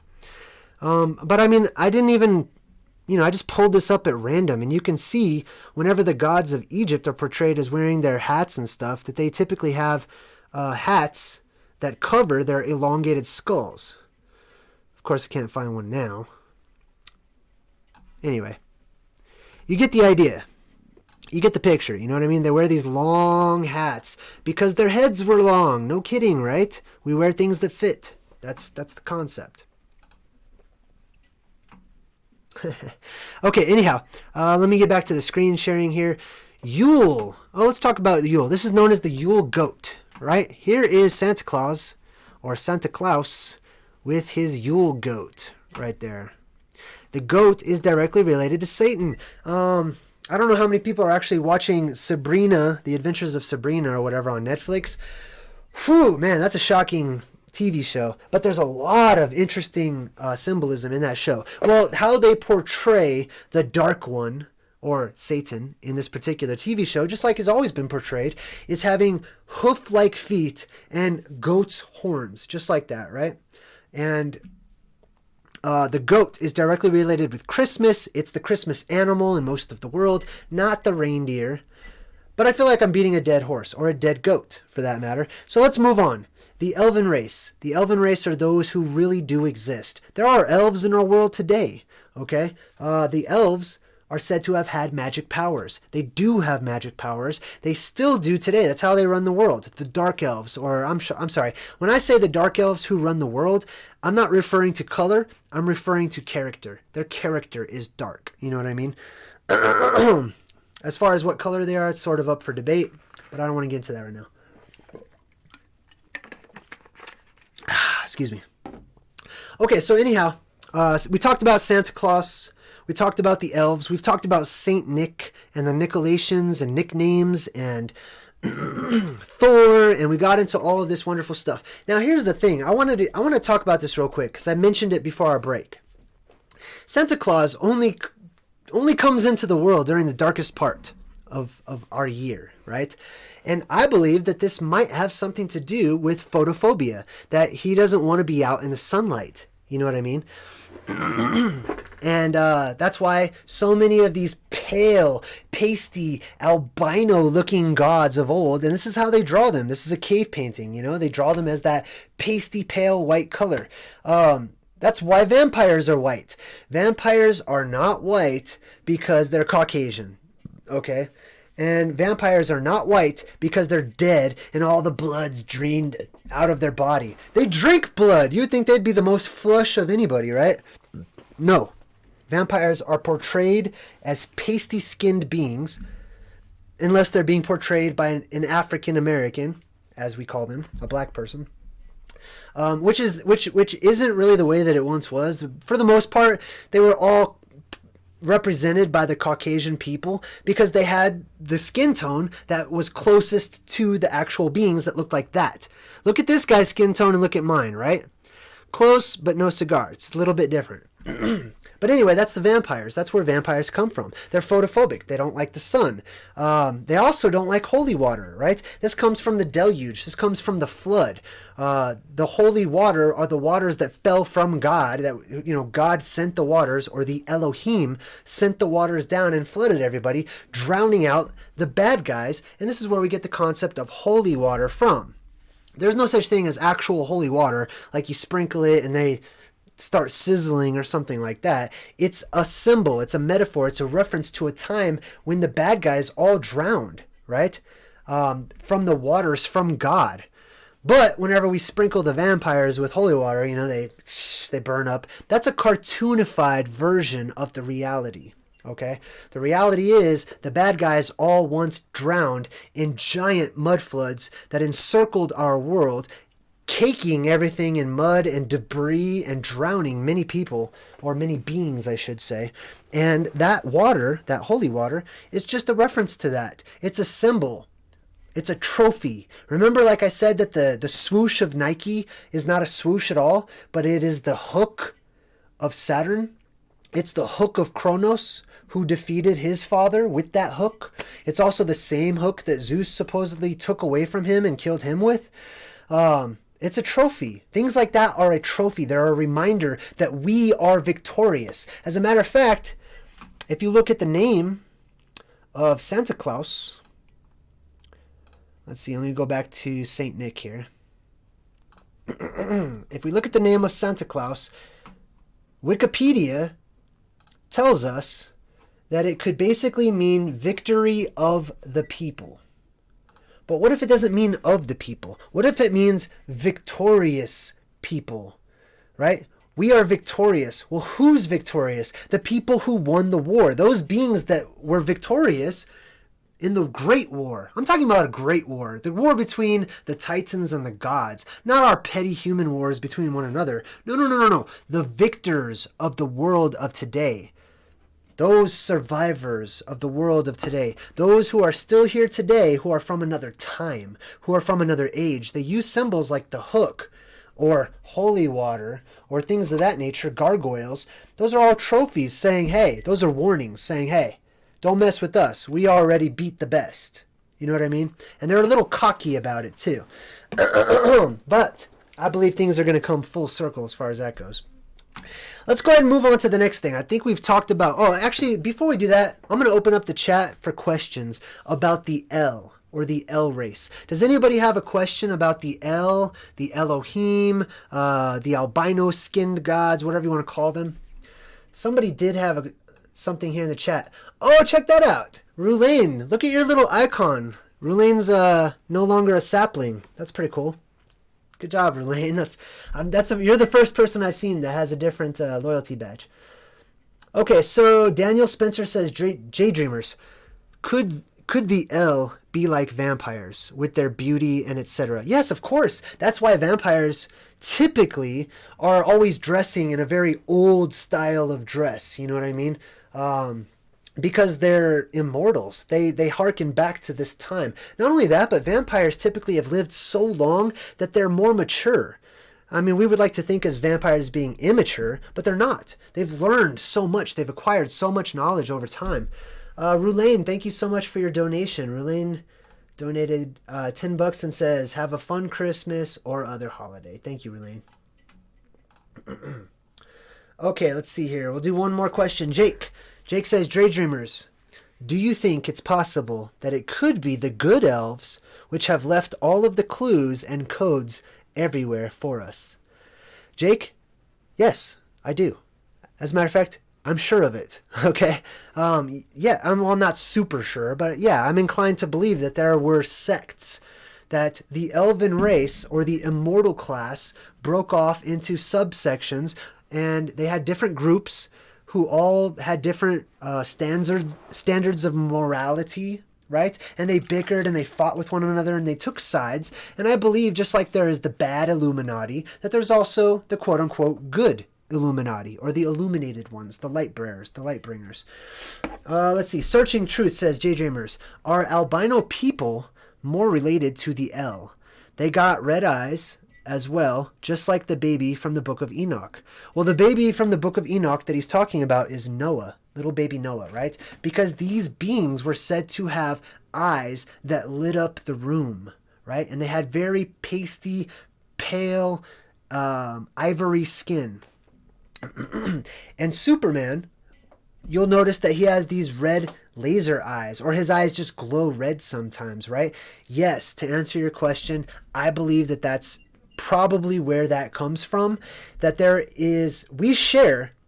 many of us share a similar genetic coding that relates us to these beings, basically, right? Sometimes that coding is accidentally unlocked, sometimes it's purposefully unlocked, but we share the same structure or a similar structure with the quote-unquote gods or angels or El or whatever people want to call them. Whatever word makes them happy, yes, I believe we are directly related to those beings. And from time to time, it surfaces its ugly head in manifesting, in people. And it turns people white just like that and gives them red eyes. So good job. Good job for noticing that. Look at Maleficent.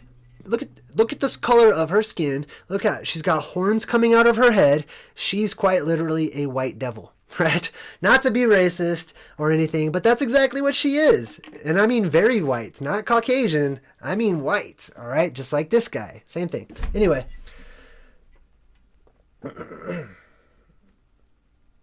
Okay, last question, Rulaine. Rulaine says, JayDreamerZ, are we all going to see our relatives in heaven one day? Well, it depends on your concept of heaven. But yes, absolutely. I believe, Rulaine, just to give you some hope, just to give you something to look forward to, it's not just everyone who you like in this world. You know, those people that you want to give a hug, people who you are now close to and familiar with. But I believe that there will be a time that comes, perhaps in the afterlife, or after this world, where all of us, every single character in this stage of life, we're able to get together and we have a higher perspective. We're able to, you know, give a high five and give big hugs to the people that used to be our worst enemies, because we've removed ourselves from the trivial things of this dense existence in the third density or dimension. And when we rise above that, we can see that we're all friends. You know, that's what I like to believe based on my studies. Hey, what's up, TP? Anyway, Real Talkaholic, yours will be the last one. And then we're going to talk about the tree, the Christmas tree, right? So, Real Talkaholic. By the way, she has her own channel. Feel free to go check out her videos. JayDreamerZ says, loving the stream. I noticed that the pine tree sap is extremely flammable and is used as firewood normally. So it's interesting that we'd wrap electrical lights around them in our home. Well, you know what? That's perfect. That's a great segue into talking about the Christmas tree. So let me go ahead and bring up some images here. Something better to look at than Nicholas. I need like a reminder in the chat. Somebody to remind me, like, hey, change the screen, or, you know, maybe get rid of it altogether so it's just not the same thing up there. Okay, so let's go to some Christmas trees here. Let me make sure I didn't forget anything. We've got the Yule goat. That's really interesting. You know, so many other countries have such important key pieces to this whole reconstructing our history, especially the Christmas themes. All right, I'm getting rid of the Phrygian hat, Gandalf, and the Egyptian gods. And we're going to pull up some pictures of Christmas trees real quick. Actually, no, before we do that, let's just talk about Christmas. All right, I changed my mind. Okay, Christmas. Let me just move this. Okay. Screen share. All right, we're going to move this over a bit. That way you guys can read more of it. Okay, so I was wondering about the whole Xmas thing. I want to talk about that real quick, right? So many people are like, you know, they took Jesus out of Christmas. They took Jesus out. They replaced Christ with X, you know. It's not Xmas, it's Christmas, etc. Blah, blah, blah. I know. I respect it. I do. I understand. You know, the word Christ is very important to some people, or Christos. The story goes, actually, they've been putting Xmas, they've been spelling it that way for hundreds of years, allegedly dating back to the 1600s at the latest, from my studies. Now, the X is the letter He, C-H-I. It's like chi. You know what I mean? It's chi, like your chi of life or whatnot.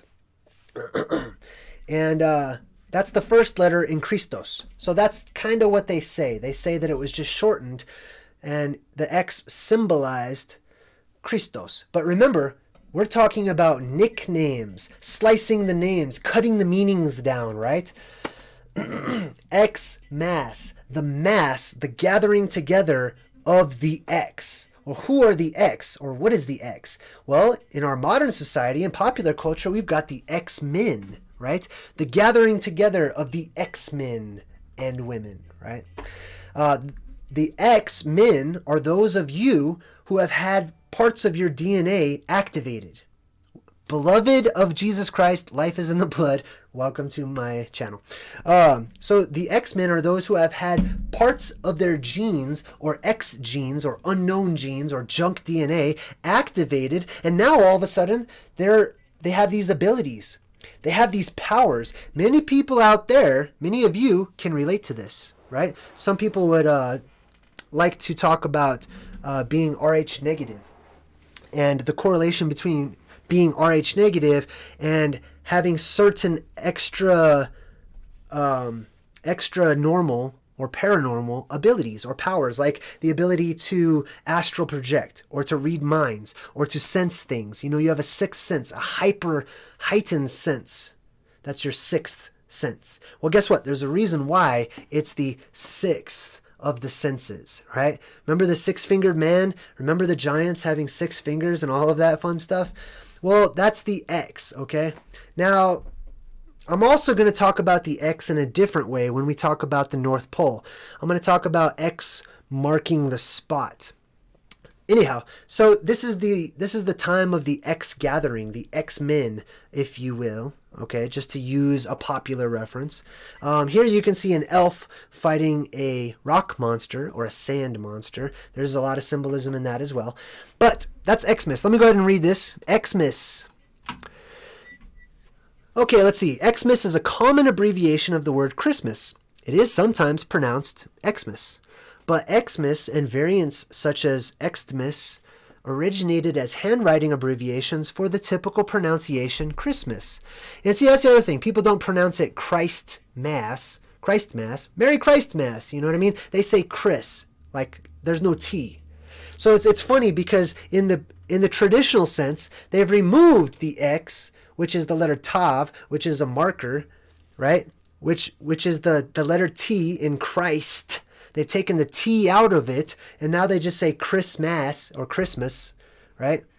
And then the other people have only put the X or the Tav or the marker, and they say Xmas. I just find that to be really interesting.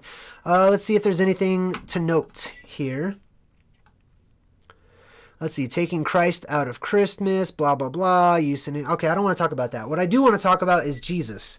I want to talk about Jesus and Christmas and the correlation between Jesus and Christmas. There is none. Christmas has zero to do with Jesus at all. Okay, it does have a little bit to do with Jesus, okay? But most scholars who know something, who are worth their merit, we all know Jesus was not, according to any of the writings, even if the writings are all fake, okay? According to the writings, fake or real, Jesus had to have been born in warm weather. In Palestine, this time of year is very cold. People could not take their flocks outside. There's no way that a newborn baby was going to be outside in a farm, an open farm area surrounded by animals in the freezing cold. This was not Jesus' birthday. Jesus' birthday was sometime in the September-October time frame. Not during the coldest part of the year. You're going to go outside and have your baby. You know what I mean?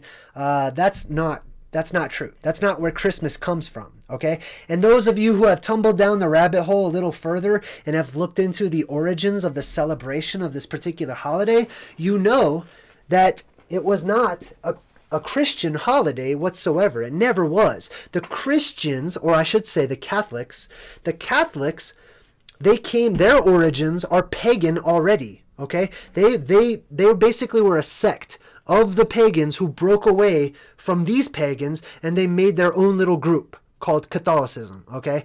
It's all paganism. It's just got different labels on it. Different pictures, different imagery. It's all the same. So that's where the celebration comes from. It comes from ancient paganism when they would worship the god, guess what? Chronos, Saturn, the golden age. They would remember the good times, you know what I mean? And that's why there was a lot of revelry, there was partying. Not always, academia likes to paint it that way. Academia likes to paint Saturnalia and the Bacchanalia, things like that, as just this drunken wild orgy. I'm not so sure about that, okay? Because Christmas today is also painted as being very materialistic, and it's all about money, and it's all about getting stuff. Well, yes, while there may be some truth to that, not at my house. That's not how it is at my house. So I'm sure that there were people back in time who could also claim the same. They might say, yeah, okay, there are some people out there getting drunk and having sexual orgies, but not my house. You know, we are remembering the ancient ways. We are remembering and preserving history in the form of traditions so that we don't forget these things. Now, that's a little glimpse and a sneak peek into my house and the whole reason why I'm doing all of this. But I digress. Zoli Kubi. Hey, Zoli also has a little tree. That's so cool. I like watching you guys' little loyalty badges grow. It's so awesome. Anyhow, let's get back on track. We've talked about Santa Claus. We've talked about the Elven race. For more information on the Elven race, I have a whole playlist devoted to it. Kimberly. Merry Christmas to you, Kimberly. Thank you so very much. Kimberly just donated $20 on the super chat. Merry Christmas, Kimberly, and thank you. Okay, so we talked about Santa. We talked about the elves. We've talked about how they're related. We've talked about how Santa is directly related to Chronos, or the Horned One, or the God of Time, or any of these descriptions, basically. It's all the same person that they're worshiping. Now, let's talk about the Christmas tree. First thing I want to do is for all of the Christians, okay? I'm not hating on anything. I just want to bring this up because I once was a hardcore Christian myself. And then I got into Messianic Judaism. And I started reading about the origins of these things. All right, so we're going to the Bible. We're going to read out of Jeremiah chapter 10. This is really interesting. So many of you might not know the Christmas tree is described in the Bible. I heard this and I was like, oh, wow, that's cool, you know? And so I went to go read it. And after I read it, I was kind of like, oh, man, no Christmas trees? Dang it, you know? Because I like my Christmas tree. But let's read what the Bible says. Now, a lot of people will read this, and this will be the only incentive that they need in order to shun the practice, right? So let's just read it. This is out of Jeremiah, and he's talking about the pagan people or the heathen, right? He goes on to say, the customs of the people are in vain. It just means that the customs or their traditions are, you know, they're not really valuable. The customs of the people are in vain. For one cutteth a tree out of the forest, the work of the hands of the workmen with the axe. They deck it with silver and gold. They fasten it with nails and with hammers, that it move not. They are upright as the palm tree, but they speak not. They must needs be born, because they cannot go. Be not afraid of them, for they cannot do evil, neither is it in them to do good. This is describing the Christmas tree. In the Bible, the God of the Bible, Yahweh or Yahweh, or however people would like to describe him, I call him Enki.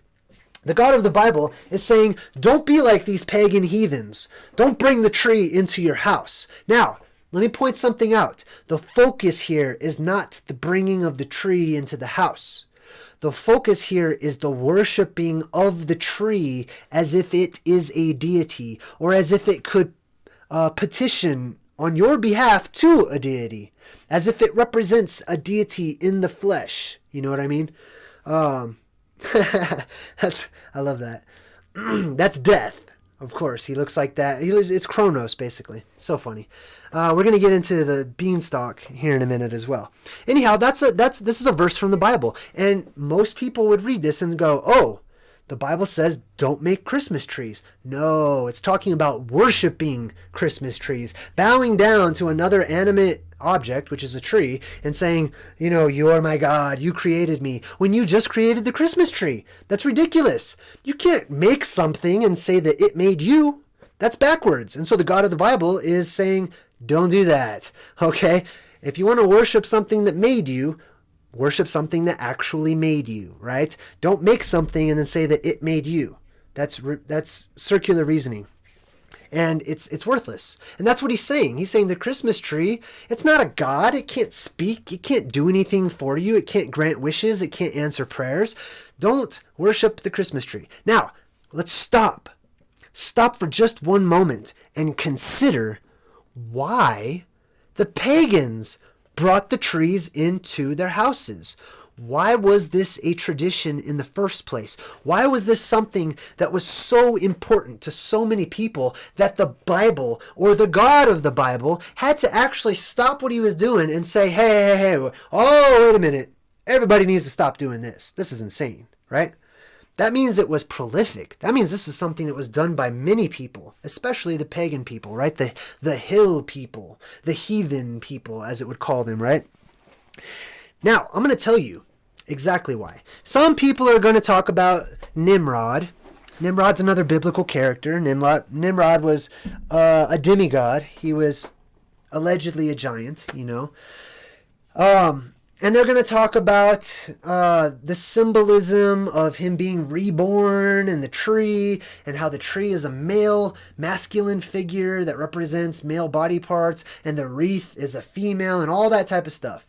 I've been there. I've researched it. I don't feel it in my gut. You know what I mean? I know a lot of you are very mindful, and you like proof, and you like evidence, and you like, something substantial. But sometimes you just got to go with your gut. Sometimes you need to balance out your knowledge and your facts and your evidence with your intuition. My intuition tells me that that's not the right story. Now, let me tell you what my intuition says is the right story. The right story is that our realm, and when I say realm, I'm referring to what we call Earth, okay?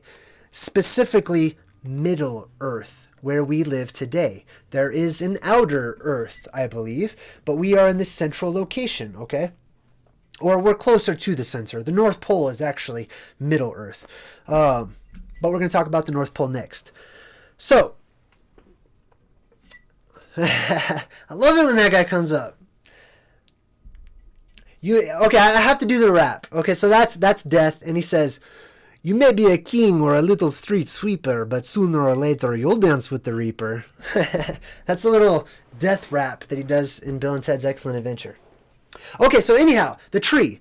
Get to the point, JayDreamerZ, right? I just want the meat of it. So for those of you who just want the meat, here it is. Our world had giant trees that shot up past the clouds and reached into the heavens. Welcome to my channel, Raph. The entire Earth, or what I refer to as our realm, this particular world that we live on, it was filled with gigantic or even titanic flora and fauna.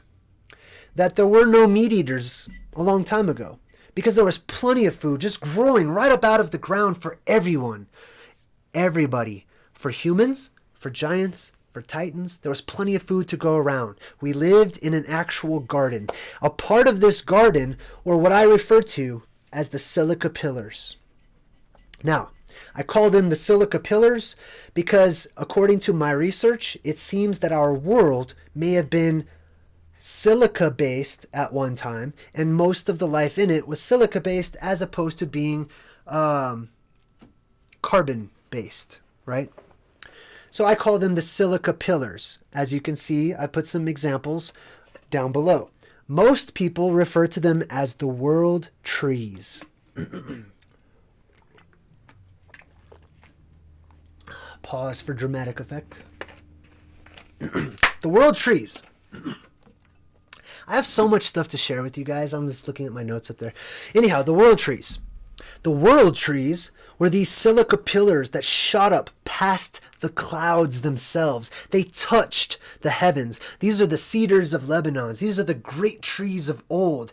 This is where you get Jack and the Beanstalk, the story of this huge organic plant that shoots up into the sky and connects the worlds. Our world was once filled with these trees. Now, those trees were all cut down, ironically enough. Those world trees, most of them, were all cut down. They were chopped down, as somebody in the chat just said, by the fellers. The fellers. I'm so sorry, excuse me. The fellers. They fell the trees. Some would say that the Nephilim means fallen ones, but it also could mean those who caused to fall, those who chopped down the ancient trees. Or, like it seems to me, perhaps the Titans had something to do with this as well. Anyhow, our world once had huge, ancient, gigantic trees, and we revered the trees. We honored these trees. There was something fantastic and amazing about these trees. Perhaps even having the ability to use the trees to travel into other worlds, other realms, if you will. Okay? Up or down. Right? Kind of like in Disney's Moana. You know, for those of you who have seen Moana, Maui gets to the top of a mountain that looks just like this tree, and he kind of dusts it off. He jumps into the tree trunk, and he goes into another world, okay? My point is, the Christmas tree represents the old world. It represents the garden. You bring the tree into the house. Just like we live in a house. We live in an enclosed structure right now, and these ancient giant trees once grew within that sort of snow globe looking structure. We bring these trees in and we light them up, which tells me this ancient world, I speculate, excuse me, I'm losing my voice. I speculate that this ancient world had much more bioluminescence. It was more bioluminescent, which means it glowed all by itself. Let me go ahead and put something else up here on the screen. Let's look up Christmas trees, actually.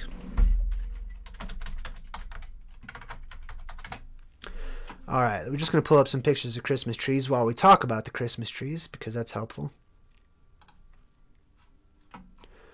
Okay, so here you go. Here's some Christmas trees for us. Boom, that's a good one. Okay, so the Christmas tree represents the ancient giant trees that once lived in our realm. That right there below you, that's a tree stump, okay? I don't know for sure if it's a tree stump, but I can tell you it's not a volcanic plug, you know. There used to be a volcano, and then the whole volcano eroded, and the little plug of magma just stayed there or whatever. That's not what that is, okay? The native people, they know that's not what that is. The ancient people, the tribal people, we all know that this is not just some sort of natural rock formation. Many people speculate that these mesas are the cut down, petrified remnants of these ancient giant trees. And these mesas, these plateaus, these tabletops are seen all across our realm. Now, I personally have found much evidence that leads me to think that it's highly possible the Christmas tree represents our ancient Sylvan world. The time when we lived in the trees or among the trees, okay? This was a natural part of life. It seems so unnatural to bring a tree into where you live. But that's because we have suffered a disconnect with nature. We have separated ourselves from the trees altogether, you know? We don't want to live with trees. We don't want to be like, you know, live in nature. We want to be sophisticated and live in boxes. Get out of here with that. I don't. So we bring the tree into our home so that we can have a sense of how the way that it once was. In a bioluminescent world. In a world that probably had an altogether different light source. Many people refer to the purple dawn theory. The time where Saturn was the purple black light or sun of our sky. And sort of reflected off the skin of certain individuals. And seemed to change them colors as well. Can you imagine if you put a black light on this kid? What color would he turn? You know what I mean? What color is Krishna described as being? What color are many of these ancient gods or the Smurfs? Or it's all the same. It's all the same story that's been told again and again and again. Now, this is why I am okay with bringing the Christmas tree into my house. Yes, it is of pagan origins. The hill people. Those people of the mountains. Those are my ancestors.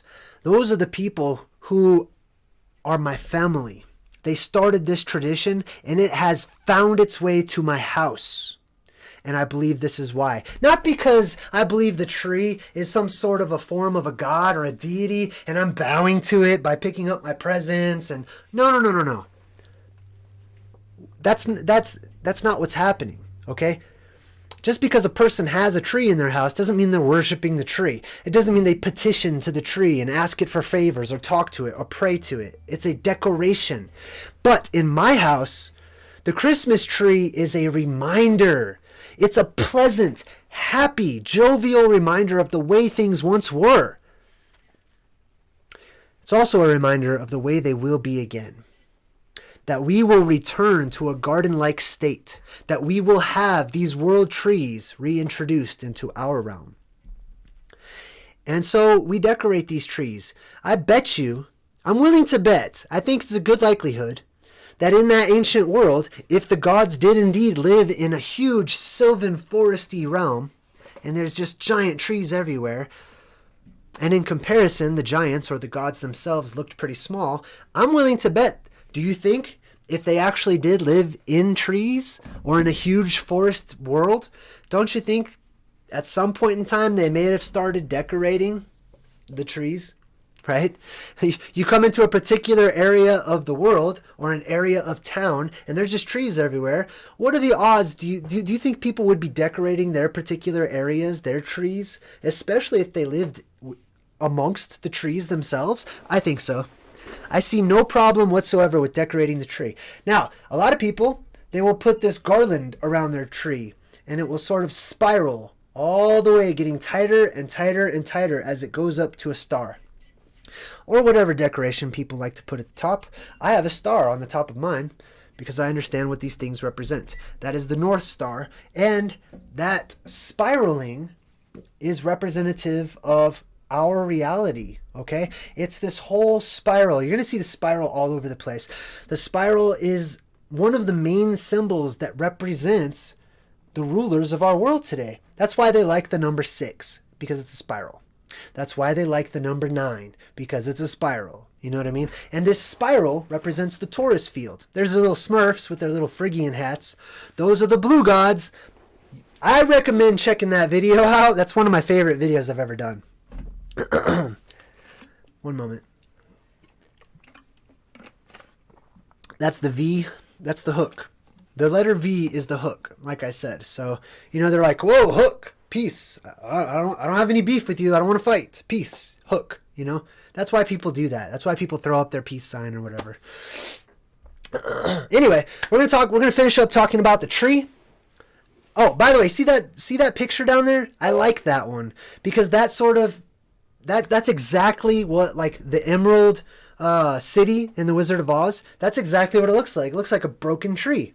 Or Superman's Fortress of Solitude, you know? It was a crystalline world. It was more crystalline, I believe, than it was organic. Anyhow, the reason we have Christmas trees here at my house is to serve as a reminder of where we came from, the way it once was, to give us confidence, to give us a sense of pride about where we came from. And it serves as a reminder of how much the world has changed since that time.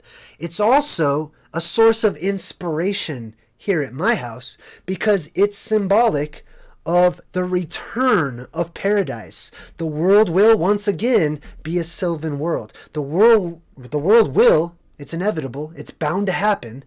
You know, that pendulum of time will swing back the other way and take us right back up into another golden age. And I look forward to that. And it's really that simple, you know. To me, that's what the Christmas tree is. That's why you see the symbolism, like BFG, you know. Do you see the green aurora, the green light, the magic, the tree of life, or the world tree? This is going to actually take us into our last topic, which is going to be the North Pole. I'm going to talk about the North Pole next, after we take one more 5-minute break. I would like to jump into the chat before we take our break. Does anyone have any questions or comments about the ancient giant trees or the ancient paradise world? There's the other V. See? That's V. That's just the symbol for the gods. That's the symbol of victory, basically. V for victory, right? Oreste Damor says, JayDreamerZ, so our realm is much bigger than we imagined, and we are isolated, probably under a dome, but why? And why have you been lied? Why have you been lied to about our reality? Okay, so you're asking why. Oh, I see. Why are we told that everything that we see is all that there is? Well, I believe that it's just limitation. You know, they put handcuffs on us. They want to keep us from truly being free to move about, to explore. These people put their flag in the ground, and they claim ownership of the earth. You can't do that.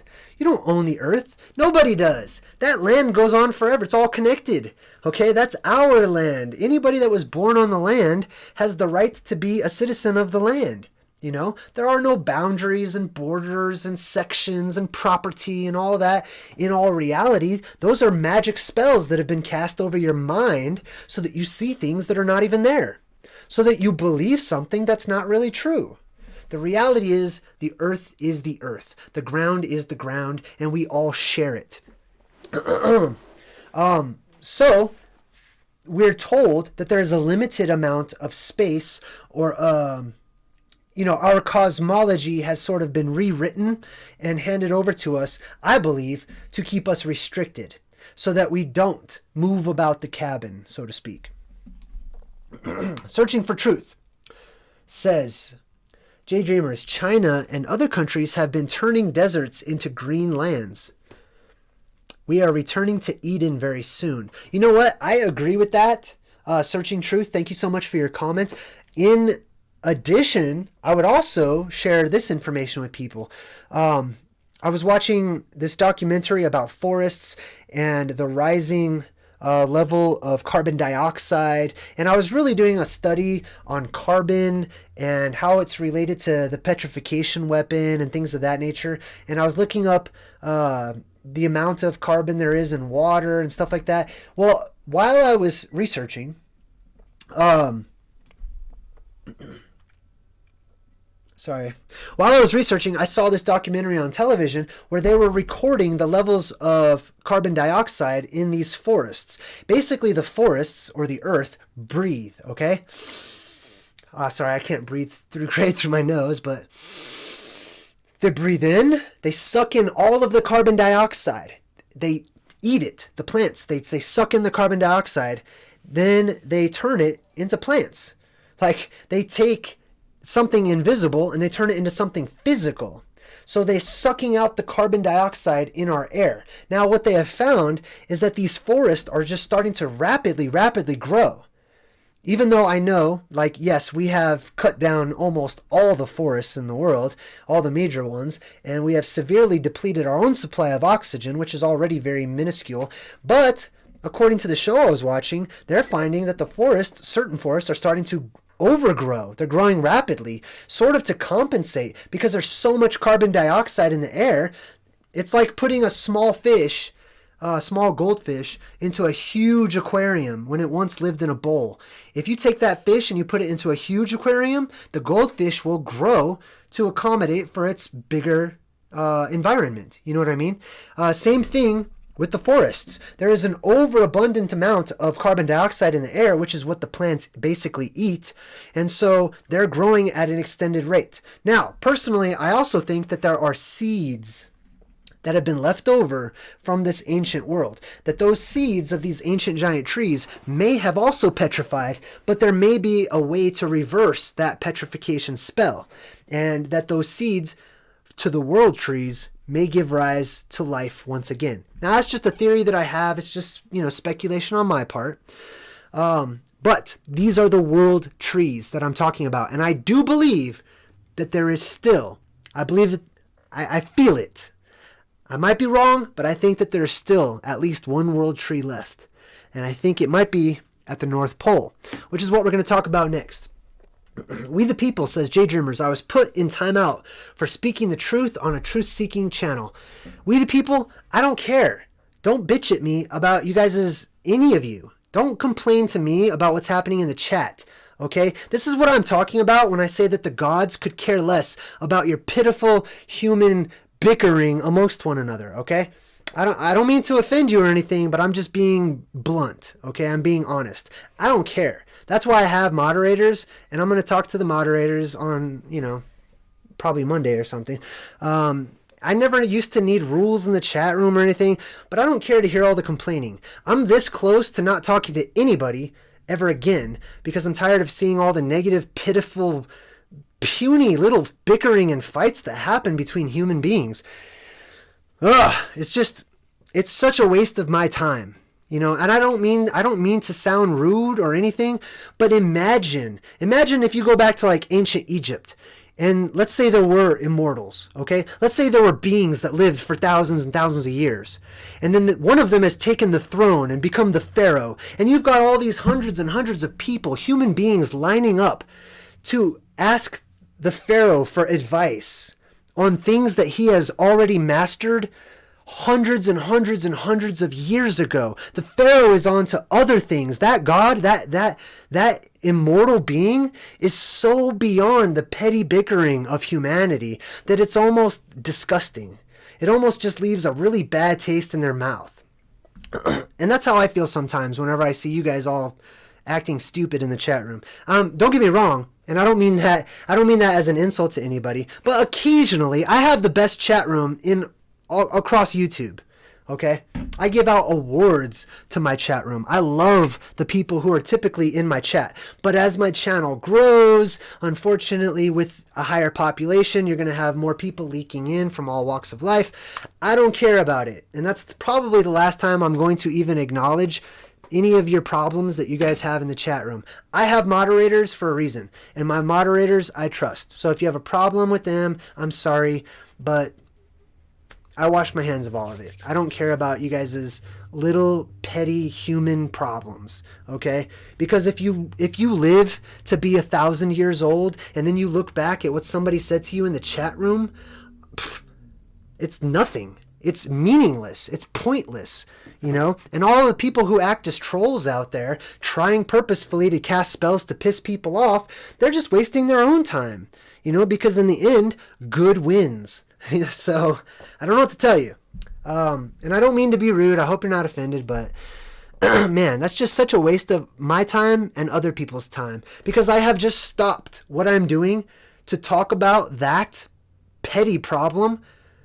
And I could have used that time to actually teach people and guide people and, maybe throw out some extra breadcrumbs. But now we're probably going to have to finish a few minutes early because I had to stop and acknowledge some crybaby happenings in the chat room. I don't care. I will make the chat room members only for everybody. That way, people are not going to pay to be a troll. They're not going to pay to talk trash and hurt people's feelings and stuff. So I'm this close to doing it, and it's your fault. It's because of you. Okay? Whoever you are out there, just know this. If that ever happens, that's the reason for it. I've tried so hard to be so considerate and kind and everything. But I don't know. Anyway, let's move on. Oh, I'm going to take a 5-minute break. We're going to take a break, and when I come back, we're going to talk about the reality of the magic of the North Pole.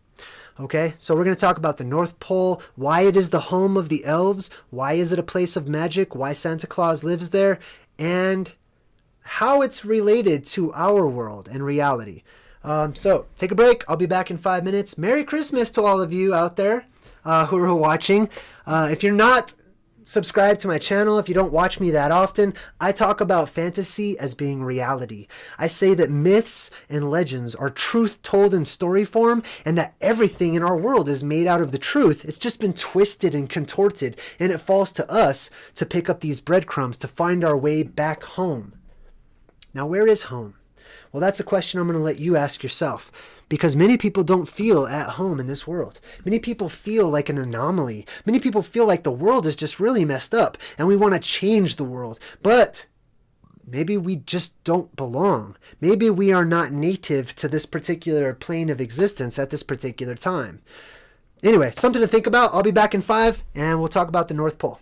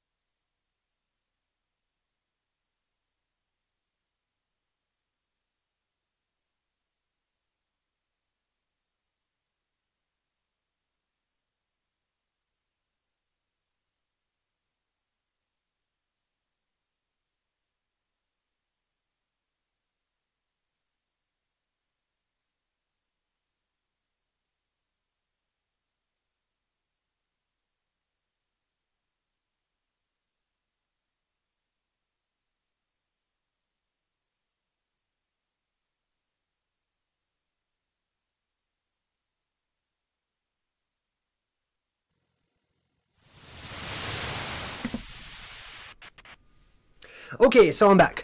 All right, thank you so much. Hey, everybody. I hope that you all have the most merry of all Christmases, or the greatest ending to your year, or whatever it may be, okay? I'm going to talk now about the North Pole, and then afterwards I'm going to jump in the chat. We'll hang out for a little bit, because I want to chat with some of you guys before we go into the new year, because next year I have a lot of stuff planned to talk about. I have a lot of subjects already, all kinds of stuff already posted to talk about. Okay, so let's talk about the North Pole. Now, let me do some screen sharing here, and I'm going to bring up a picture, if I can. There we go. Now we're going to bring up a picture of the North Pole. I'm sorry, we're going to bring up an older picture of the North Pole. Older depictions, because guess what? This might come as a surprise to you. Let me just make sure you can see what I'm looking at here. This might come as a surprise to you, but do you see this map next to me? This map, and many others like it, always used to include an area of land that we now call the North Pole. That there was land there, it was mapped out, it's mapped out the river systems, it's mapped out the mountain ranges. This place exists, but not on our maps today. Now think about that, because we're talking about Christmas, right? The North Pole is where Santa Claus and his Elven race all live. Now, traditionally, our myths and our legends say that the North Pole, the place where Santa Claus lives, is hidden behind some sort of perception filter, some sort of invisible barrier that keeps it invisible to other people. You cannot see the North Pole according to our myths and our legends. You have to know where it is, and you have to have a special ability to get into it to actually see Santa's village and all that stuff, right? Well, that is a reality. The North Pole is right there on a map, a physical, actual map that exists and once existed. You see the blue gods? And now it's gone. Now it's totally gone. Let me just give you a good comparison. I typed into Google old map of the North Pole, right? So let me go ahead and pull up Google again. We're going to type in new map North Pole. Boom. All right, so now we're going to look at the North Pole on a new map. Well, this is interesting. Let's take, this is Google Earth. A lot of Google Earth pictures come up. Let's see, new map. Boom. Google Earth. Okay, so here's the North Pole. You see where it says Arctic Ocean? That's the ocean of the Arc, or the place of the Arc. The Arctic. This is where Arcadia is, okay? The land of the arches, or the golden arches, if you will, okay? It is the place of the Archon, the Archon, the leaders, etc., and so on and so forth, okay? This is the place where the arches meet, okay? This is the top of the world. This is the North Pole.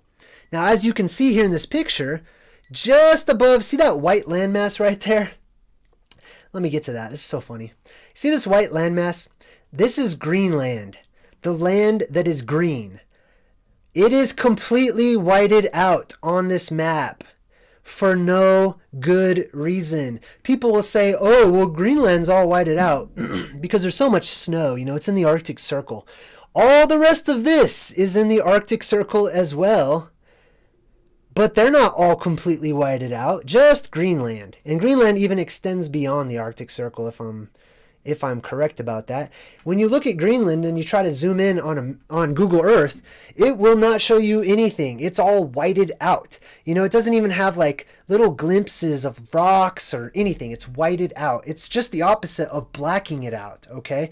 And I believe that Greenland is very important as far as the relationship that it has to the giants or to the ancient gods or to the rulers of our world. Now, if you look just above Greenland, to this area right over here, this is the North Pole. This is Google Earth.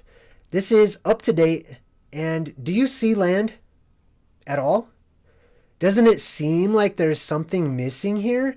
You just have all this water for no good reason. Something is missing.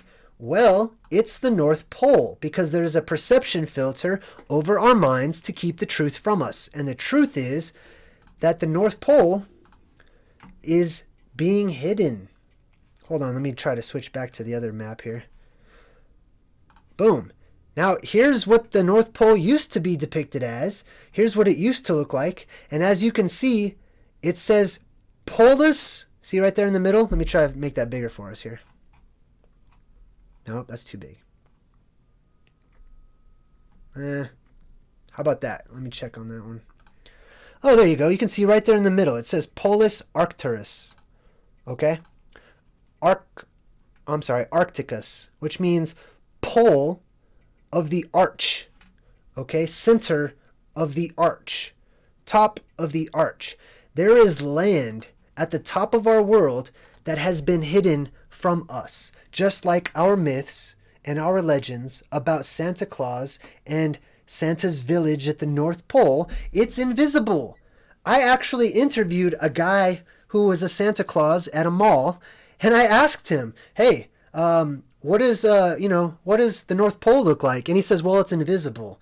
You can't really get there. No one knows how to get there because there's like a veil of invisibility or something like that, around the North Pole. And of course, we have a real life example of this. The North Pole has actually been deleted. It's been taken away. If you try to look and find it, you can't see it. It's not there.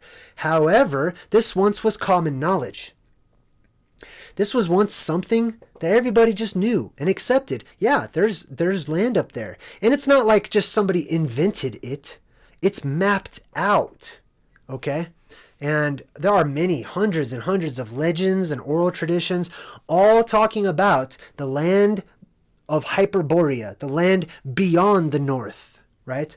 Or beyond the northern circle or the Arctic Circle. This is the land of the Archons. This is, in all the movies, in any of those movies where they have like people in like some sort of post-apocalyptic scenario, we've got instances of people going north to the North Pole. They're headed north. Why are they always headed north? Why are they always headed to a place or a city or a country or a safe haven that's called that's got the word arch in it? The arches, the land of the arches. Actually, I took a poll. I'm going to pull this up real quick. Let's see here. Bear with me. I want to read my poll to you guys because I took this poll a while back. And the poll was basically asking everybody to give me references in all the different movies and television shows where people go north to find a safe place or a safe haven. A lot of you guys are probably going to see some content for the members, but that's okay. Let's see here. Okay, I'm looking for the poll that I took here. Oh, here we go. List as many examples as you can.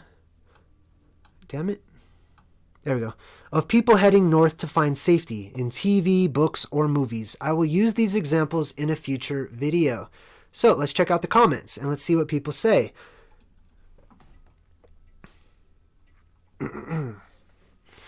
So Christian Thompson says, it's funny you post this. I actually have a theory that Eden is at the North Pole, and that's where the great exodus will be towards.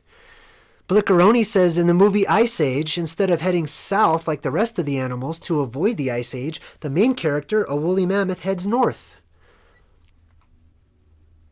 Of course, Lucifer, right, in the Bible is said to be basically the god of the north. How thou art fallen from heaven, O Lucifer, son of the morning. In how you are cut to the ground. You are he who laid the nations low. Laying the nations low, by the way, could be another euphemism for deforestation, right, cutting down the trees. You said in your heart, I will ascend to heaven above the stars of God. I will set my throne on high, blah, blah, blah. I will sit on the mount of the assembly in the far reaches of the north. Look back at this old map. It says that Lucifer will sit on the mount of the assembly in the far reaches of the north. There is allegedly a huge black mountain right in the middle of these waters here. And that's what I believe that that's talking about. Okay, so back to the comments here. The Good Witch of the North, right? The Good Witch in The Wizard of Oz was the Witch of the North. Why is the North the Good Witch? Well, I think you know why. Clint Westwood says, I've been binging watching Game of Thrones, and just last night I was saying out loud, I'd take my chances north of the wall instead of dealing with all the backstabbing, whispering liars. So I guess, I don't really watch Game of Thrones, but I know about the ice wall that they have, and I guess on the north side of the wall is where like all the magical creatures live. Let's see here, what else do we have? Field of Dreams, Starman, Oz, AI, Escape to New York, The Crazies, Freedom Land, Hellboy, Planet of the Apes, Transformers, Harriet Tubman, The Golden Compass, Mortal Kombat, The Stand by Stephen King. Let's see, what else do we have? All right, the North versus the South in the Civil War. I guess I could see that. The Stand.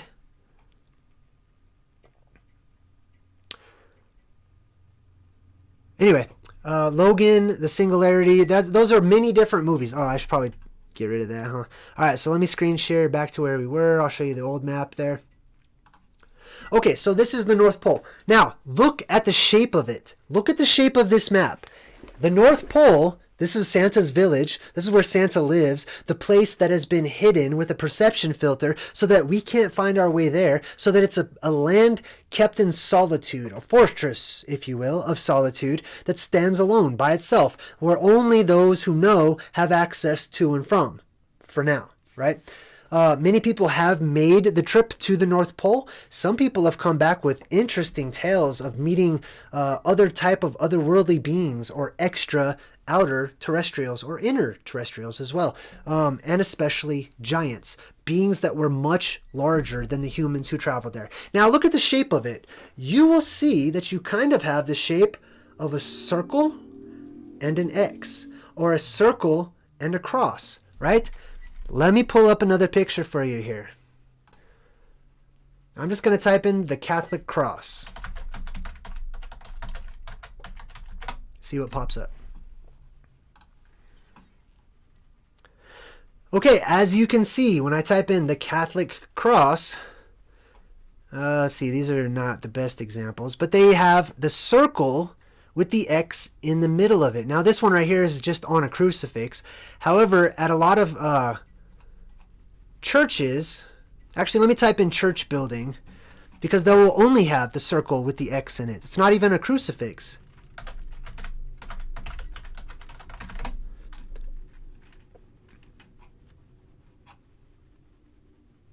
Sorry. One second. I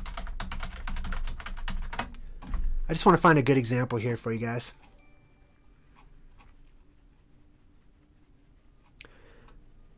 Well, anyhow, I don't see one, but typically they'll put this on the side of the Catholic churches. They will have a circle with an X right in the middle of it.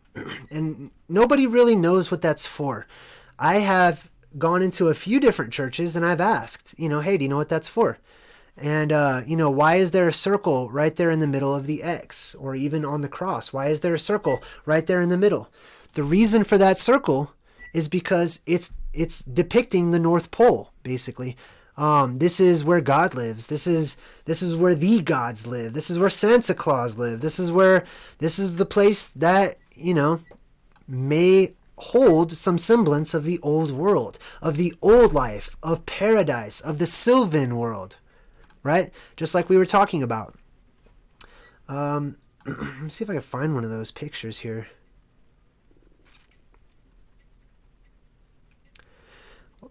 Well, here's one. I mean, this is sort of an example, but there's a circle and then you have the X in the middle of it. Now, that is the letter Tet.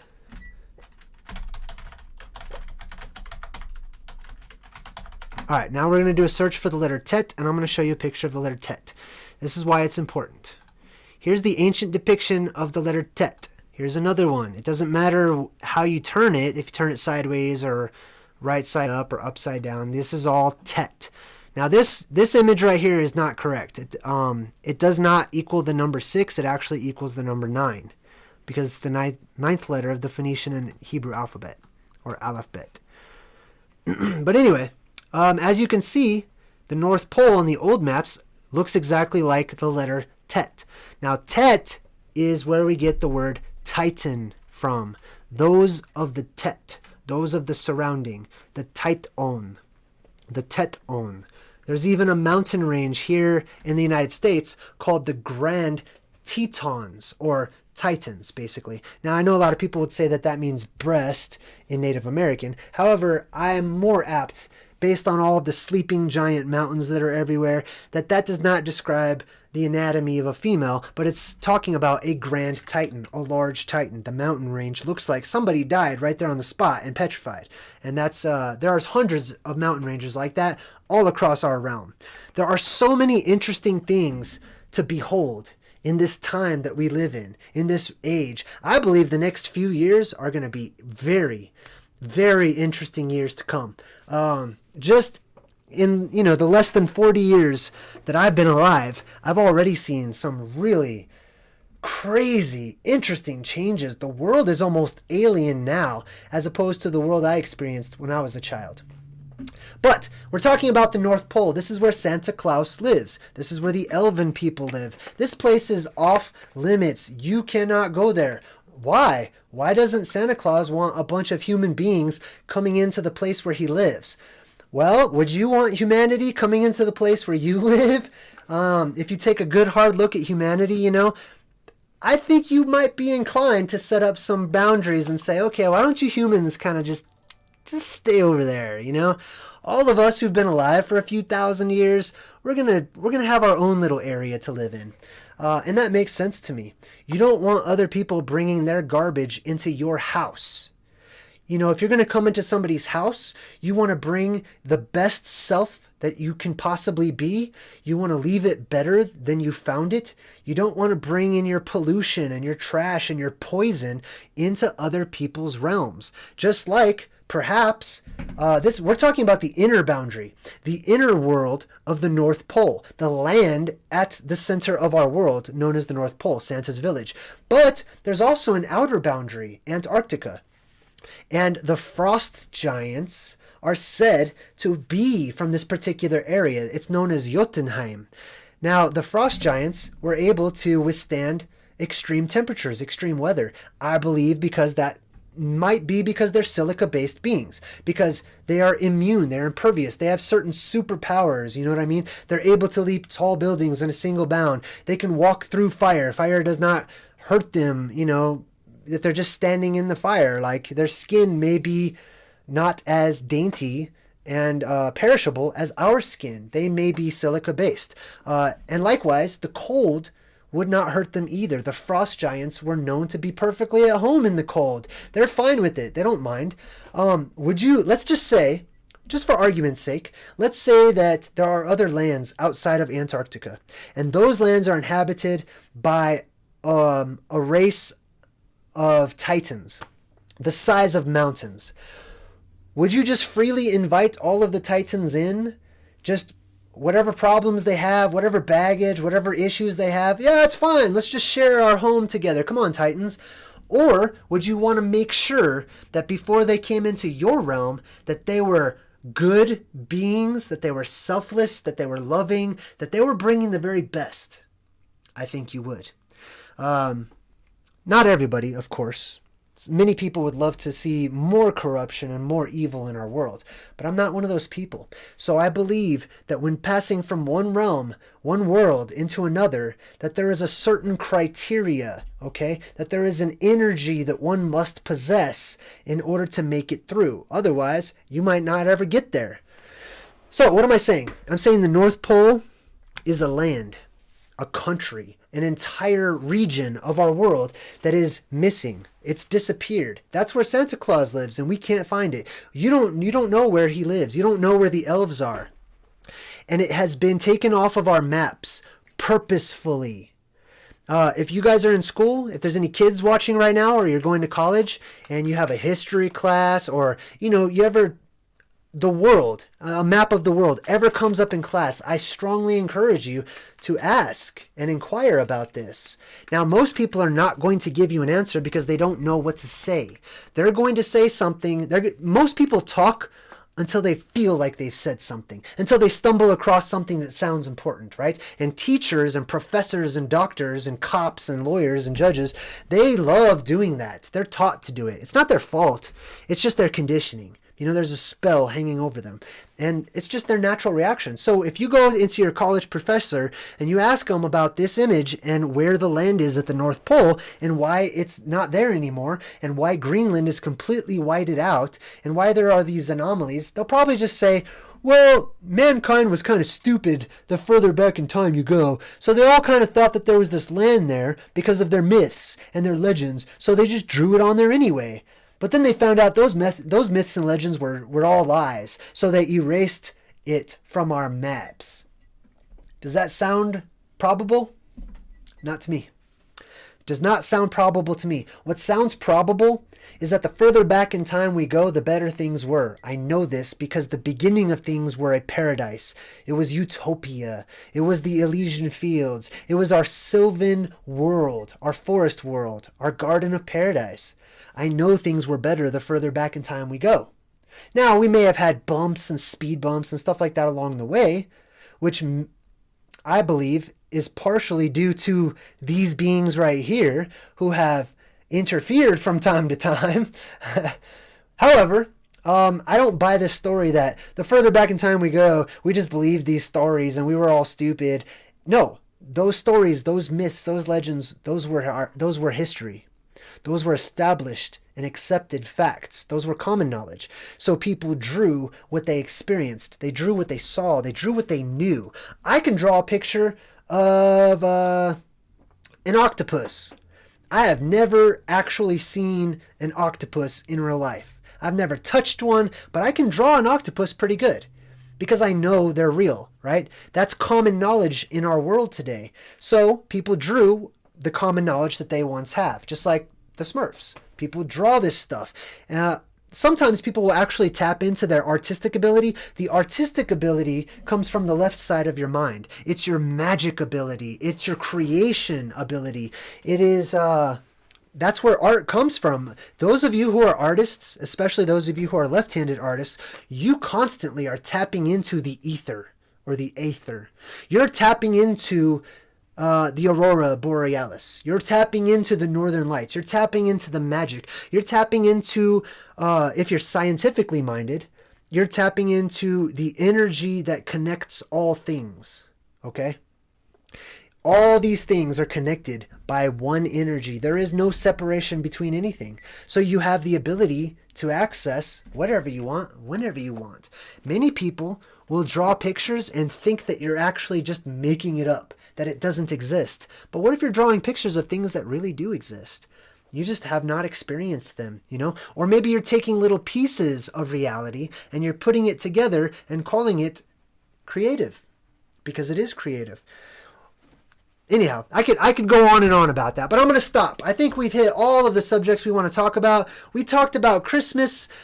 Christmas is a reality at my house. I do not celebrate Santa Claus whatsoever. I don't condone Santa Claus. I believe Santa Claus may be closely related to Enki and Enlil, and that's why we've got Krampus as a sort of sidekick, right? You've got the good and the bad, the good Santa Claus, the evil Santa Claus, the good God and the evil devil. All of this stuff, for me, goes back to the same age-old story. And it's a story that you should all know by now. I mean, it's everywhere. Everywhere in our media, everywhere in our books, in our television shows, our cartoons. I mean, our society really makes sure that you know the story. And it's the same story. There's nothing new under the sun. The same story about the Titans, the creation of the world, the gods, the giants to come after them, the human beings, and then, of course, our artificial intelligence, right, that we're working on right now. So that's really my presentation. I believe there is good reason to celebrate Christmas. I definitely bring a Christmas tree into my house Now, I'm not sure if, between real or fake or whatnot, because I don't really like cutting down trees, and I don't like other people cutting them down either, and I understand the symbolism behind it, so I have a real one in my house right now. I may change that in the future. But it is symbolic to remind you, to give you hope of the paradise world that we once lived in, that we did. This is why we do this, to remind ourselves. Life was not this bad, always. There was a time when life was pretty good, and we were actually close to nature itself. We weren't so disconnected like we are today, and it may be that the world was more like the movie Avatar. You remember in the movie Avatar, when nighttime fell, the whole world was bioluminescent. The animals glowed, the plants glowed. Maybe that's why we put the lights on the Christmas tree. Kind of like this one right here. There are things that we just don't know about yet. We haven't uncovered, but it shouldn't mean that we dismiss those things that we now consider to be fanciful, those things that we now consider to be childlike. I encourage you, this Christmas season, this holiday season, the wintertime, whatever, be childlike. The time when it's getting dark. In the dark is when you can allow your creative mind to come up with all kinds of stuff. Sadly, people usually come up with fear in the dark, but you don't need to. The dark is a place of creation. The dark is where anything is possible, and you can just create whatever you want. So I encourage you, this Christmas season, when it's cold, when it's darker, go back and return. Practice doing little things to return to having that childlike mindset. Balance out your creative side with your intellectual side. Balance out the proof and the facts and the hardcore evidence with your gut, with nothing at all. Like, go off of nothing. Balance that out with your intuition. Some people would say your heart chakra. I just encourage all of you to recognize that magic, okay, whatever you would like to call it, if you would like to see magic as a form of technology, that's perfectly acceptable. That's fine. That's exactly what it is. There are various forms of magic, but I want you to think about magic because that's what Christmas is all about. Christmas is the magical time of year when we have permission, because we're always seeking permission, right? We have permission to actually be creative. We have permission to exercise our imaginations, to be like children again. And I believe that is a crucial part of this whole awakening process, that is a part of our growth. That expanding and trusting and practicing and using your imaginative and creative abilities is a part of the next step to this awakening, that people will become more balanced, right? They won't just be completely imaginative and just lose all sense of quote unquote reality, but we balance ourselves out with these things. This is going to be a crucial tool going forward. You will need to use your imagination to be able to get some of the good nuggets and breadcrumbs of truth that I believe are coming our way very soon and are already popping up all over the place. So this Christmas season, I encourage you to be creative, to be loving, and to be selfless.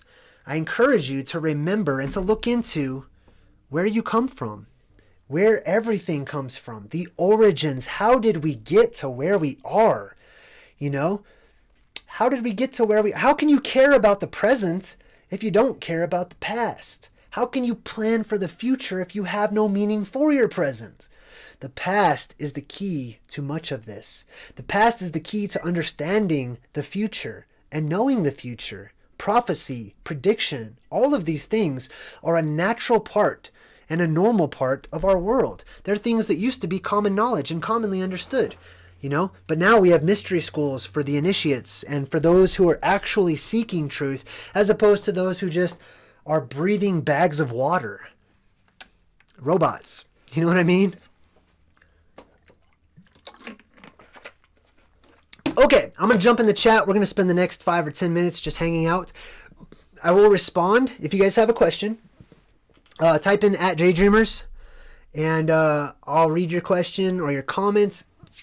Jay believes in Santa, Emilio says. No, I don't. Clearly you weren't listening to me. I don't believe in Santa, okay? I believe in the El, those beings who came before us. Now, the El, or at least some of the El, perhaps one in particular, is personified by the figure known as Santa Claus. Anyway, I'm not going to explain all that. Yeah, I'm not a big fan of the whole Santa Claus thing because of what it represents. But I love the Christmas tree. I love giving gifts. I love, surprising people and singing songs and having a nice meal and really enjoying time with my family. I love the Christmas spirit, the quote-unquote Christmas spirit of love and happiness and being joyful and things of that nature. Being giving and forgetting about the gift.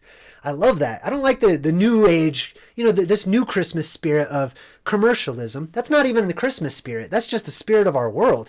We're consumers. We live in a consumerism world. So why are we picking on Christmas like, ooh, Christmas, look at you. You're all about consumerism, No, it's not. It's just the same as all the other days of the year.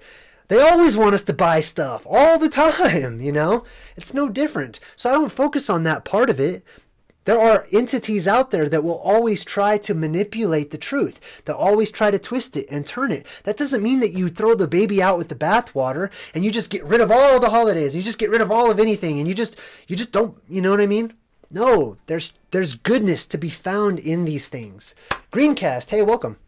Lori Sherrill says, great show. Thank you, Lori. David V says, JayDreamerZ, are you vegetarian/vegan? Sorry, that info is available somewhere. You know what? I don't like labels. I don't. I know what you mean. This is why I'm hard to get along with, okay? Some of you might be able to understand that.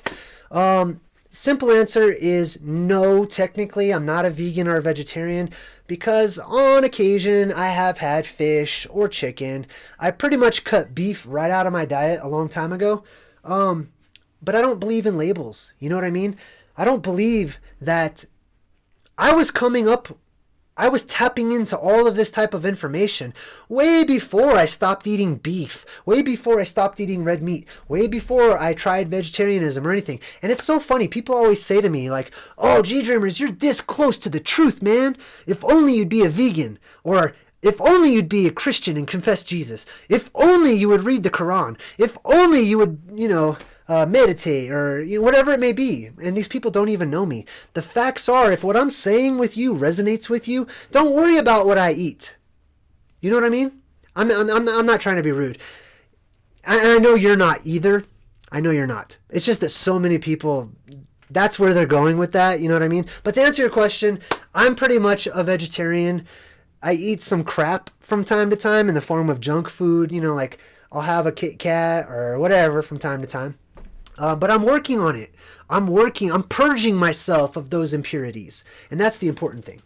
Okay, Hamad Amini says, JayDreamerZ, do you think we should get ready psychologically and even, for example, open the third eye before we go to the North Pole? Otherwise, it will be invisible and invisible to a closed mind. Yes, I do. To answer your question quite simply. Yes, absolutely. There needs to be a purging of your soul. There needs to be a cleansing of your energy. And you're the only person who can do that. Brian Nitzel says, JayDreamerZ, you endow us with amazing gifts every show. Thanks, Brian. That's really nice for you to say that. Let's see. The chat's going a little faster now. Christian Gonzalez says, JayDreamerZ, thank you for amazing videos. The last name is Gonzalez. Okay, you're very welcome. Thank you as well. Akiba Ian says, thank you. Always, I enjoy your show. Happy holidays to you and your family. Hey, thanks. You know what? I'm actually really happy to spend this particular holiday with my family because I have a family. This time a couple years ago, I didn't really have a family. I was pretty much all by myself. And man, for you truth seekers out there that don't have anyone to go to, that's one of the reasons why I wanted to do this video. I didn't have to do a video, a Christmas special or whatever, but I had you guys in mind. All of the people out there who are just overwhelmed and feel so lonely at a time like this. You're not lonely. Don't be lonely because I'm your brother. I am your kin. I am your family. I'm just in another part of the world. That's all. I'm going through a similar walk in life. And I have people like you on my mind all the time. So you're not alone this Christmas. I'm sending you good vibes, and I'm blessing you on your path as you go into the new year. Let's see here. What else do we got? Gerard says, JayDreamerZ, I used to be a Jehovah's Witness, and I always felt and showed the guy Jehovah was not the same person as Jesus spoke about as his father. Do you have any thoughts on that? Yes, I do. I believe you're right on track. You know, Jehovah, Yahweh, the God of the Old Testament, seems to be an entirely different person than the Jesus figure. So I'm with you on that. Dave Mack says, JayDreamerZ, Merry Christmas, man. Enjoyed the year with you. Well, Merry Christmas to you too, Dave Mack. Spartacus the Gaul, that's a cool name, says, JayDreamerZ, do you think that civilizations before the flood possessed telepathy? Yeah, of course. They did. I know this. You know how? I know this because we have telepathy today. Remember, things got better as you go back in time. So if there are a remnant of people, you know, that have certain abilities today, like telepathy, which I do, and many of you do too. Some of you do it and you don't even know it. But yeah, of course, yes, it was a world full of telepathy. That was the original language. Christian Gonzalez says, JayDreamerZ, sorry I sent my message too soon. Oh, Gundaself. So Gonzalez comes from the Germanic word Gundaself, meaning descendant of the battle elves. Isn't that interesting? The battle elves. Like, oh man, the more you get into fantasy as reality, the more movies like The Lord of the Rings and The Hobbit just kind of blow your mind. You know what I mean? I mean, even look like the Battle of the Five Armies. That was one of the things that, you know, was in the Lord of the Rings trilogy, this whole huge battle of the five armies. That's in the Bible. Like, there was this huge battle between the giants and the titans, and all this stuff did happen. It just falls to us to piece it back together. Sometimes you get a piece wrong, you know? When you put a puzzle together, sometimes you stick the piece in the wrong spot. It's okay. It's just over time, as you continue putting more pieces together, the one that is in the wrong spot will become evident, and then you can just take it from where it doesn't belong and doesn't quite fit, and you can put it to where it does. Life is this puzzle. Life is this maze. And speaking of the maze, all of you out there who see the symbolism in your movies and televisions, you will see the concept of the labyrinth or the maze. Specifically, I'm thinking about Westworld, when the robots were trying to get to the center of the maze. The center of our maze, our labyrinth, where we are now, I believe, is our maze. This Middle Earth realm that we live in. And all of these mazes, you see, in a typical maze, you go from one side and you want to get back out of the maze. But in a labyrinth, in a circular maze, you want to get to the middle. That is the exit. That is the place where, you know, that's the end of the game right there when you get to the middle of the maze. And I believe that the North Pole is essentially the middle of our maze. Now, you can go to the North Pole at any time you'd like to. I will be going to the North Pole on an expedition, tentatively a couple of years from now, in order to find Santa Claus himself. I will be going there to find the Elven race, to find Santa Claus, to find the Santa's village. Because like I said, we just went over this, it's being hidden from us, right? Well, I am a free being in this realm. I may come and go as I please, and if I'm curious or interested in going there, I can make that trip to do so. Now, I'm going to go there in order to prove that Santa Claus does or does not exist. If I happen to find some interesting information along the way, good for me, right? But stay tuned for those videos. Next year, I'm going to be starting up some plans for an expedition. It's going to be modeled after Jason and the Argonauts. I will eventually accept, tryouts or application type stuff for those who would be on my crew, for those who would go with me and make the journey with me.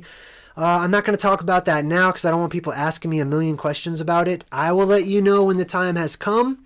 I will let you know who I'm looking for and what I'm looking for, and we'll go from there, okay? Anyhow, Zoli Kubi, hey. Zoli is a member who's got the new outline of the tree. That's so cool. JayDreamerZ, what are the skills you need for the North Pole trip? I can MacGyver some stuff. Okay, so clearly we're about the same age since you're talking about MacGyver. I'll talk about that stuff next year. The Jerk You Back 21 says 11 plus 12 equals 23. 2 times 3 equals 6.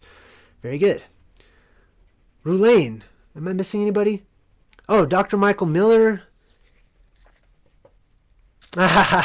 Dr. Michael Miller wants me to answer the questions telepathically. I have actually done that many times. If you look closely, I do that all the time here at my house.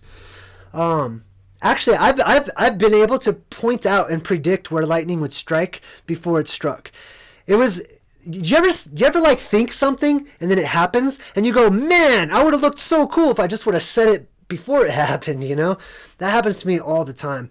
One day, it was just thunder and lightning everywhere, right? And I almost like willed this lightning to come up out of the ground in this particular area. And I turned around as somebody was talking and I pointed right over their shoulder. And right where I pointed, right when they turned around, lightning struck. It was so cool. And that's happened many times, actually. But I digress. Rulaine. Hey, what's up, Rulaine? Oh, Dave Mack. I do not know what we live on, but I'm starting to think we're in a dome or something. I think it's probably much more than just a dome, but I think there may be the concept of the dome is definitely included in the cosmology of our world. Rulaine says, hey, JayDreamerZ, there was a mud flood recently. Some are saying all history is made up. What do you think? Rulaine, I'm just going to be honest. I've been studying the mud floods for about 2 weeks now. And it's not something that I feel like I have enough information that I can make a decision or really even present it accurately at this point in time. I can say there is some very compelling and interesting anomalies that pop up that mud flood proponents are talking about. But I have so many questions and I have some reservations and I'm not quite sure. So I put the mud flood topic in a reserve status. I'm just weighing that one out. But the second that I do come across some important information, I will definitely share it with you guys. Okay, it looks like I'm missing a lot of stuff in the chat, so I'm going to try to read a few more here. Michael Albert says, JayDreamerZ, I can't remember if you already stated this, so I apologize in advance, but do you believe in Jesus? Well, no. No, I don't believe in the Jesus that most of all mainstream Christianity follows, which is this Jesus of the mind is what I call it. It's a personal Jesus. It's people who have created their own God in their own image, giving them permission to do the things that they want to do, and then just apologizing when they're done, and then they get the free ticket into heaven. I don't believe in that whole story. I do believe in the spirit of Jesus. I do believe in the energy of Jesus, in that same energy that I have seen and recognized in so many wonderful and beautiful people in the world today. So that's my answer to that question. Has anyone seen The Secret? I have seen The Secret. It's about the law of attraction. Unfortunately, The Secret, the movie and the book, was really focused on using the law of attraction to get money. But that's retarded. You don't want to use the law of attraction to get money. You want to use the law of attraction to get actual valuable things. Money is just paper that's worthless. You can ask for money, but why not cut out the middleman and just seek out the things you actually want to purchase with the money, right? David V says, JayDreamerZ, do I have any predictions for 2019? I personally think only political happenings will be disclosed. Dave, I don't really care about politics all that much, honestly. 2019, I don't really have any predictions. I really don't. I'm not a big predictor type person. I can tell you that I go on my feelings and I sense that some interesting things are going to unfold in the next couple of years going into 2020. So that's about as specific as I can be. Why are militaries in the South Pole, do I think? Hamid says, why are militaries in the South Pole? Well, personally, I believe that the Titans themselves live outside of the ice wall, that there are ice giants or frost giants, according to our myths and legends, that live beyond Antarctica, along with other races as well. But I believe that the Titans are still alive. I believe that the giants exist, and that's why we have a military at the doorstep to our world, because the people who are in charge don't really want to lose their power. Can you imagine how much power they would lose if Titans walked into our world, or the gods returned, or like they would start losing their power all over the place. So yeah, they don't want anybody else coming in. Linda Curtis. Sorry, Spartacus, I actually passed you. JayDreamerZ, any idea what the main beliefs of the first version of Christianity were? The short answer to that is they didn't have beliefs, because Christianity used to be paganism, and paganism used to be the natural world and the natural understanding and of the manipulation of energy.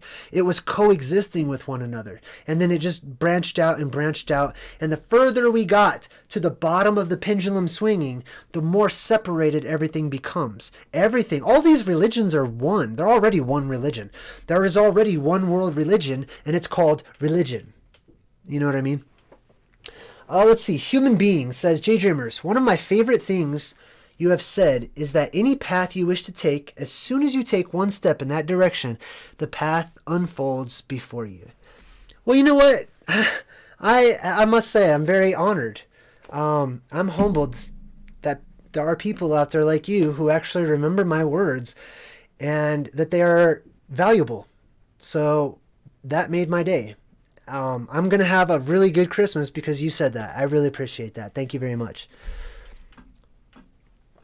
All right, anything else? Anything else? Does anybody have any other lingering questions or comments about Christmas? I didn't really get into Saturnalia. I didn't get into the Bacchanalia and the festivals and stuff like that because I'm more interested. I'm not interested in what ancient history became. I'm interested in what ancient history was without all of the bias and all of the additions and all of the humanity that we've added to it. You know what I mean? I'm interested in real, esoteric, hidden history, the ancient past, just like the North Pole that has been deleted from existence. Right? I showed you the North Pole. I showed you that there were maps where there is land at the North Pole and now it's gone. They have done the same thing with history itself. Okay? Fantasy is reality. There are orcs, there are ogres, there are giants, there are titans, there are wizards, there are sorceresses, there are warlocks and witches. All of these things exist. There are trolls, there are elves. It's just, can we get past the spell that has been cast over our mind to see them as non-existent, to see them as cartoons, to see them as comics? I can. And I encourage you guys to as well. I believe that there are going to be a lot of people in the next few years that are going to see the things that I'm talking about and that other people have also been talking about. And we are all going to start coming to the realization magic is all around us. It's never left, Anthony, welcome to my channel, man. And Merry Christmas, Anthony. Anyhow, I'll read a couple more and then we're going to wrap things up. Brian Nitzel says, JayDreamerZ, if I were to meet Christ, if you were to meet Christ, what do you suppose he would look like? I meet Christ all the time, and he takes on different forms. So that's my answer. JayDreamerZ, if you were to meet, I already read that one. Do you think that the flood could have come from the water around Saturn, the water rings? I'm not sure. Possibly. I believe that the waters came from above and below. I believe that the waters are the barrier that exists between the worlds, that waters, seas, oceans, etc., that they act as the mirror that we need to pass through in order to get to some sort of other dimension or other world. And I believe that the waters are a key, are an integral part of that. Dr. Michael Miller says, book with the question marks. I'm not sure what you're asking, but feel free to ask again. I'll be happy to talk about that. JayDreamerZ, hidden occult equals hidden or original culture.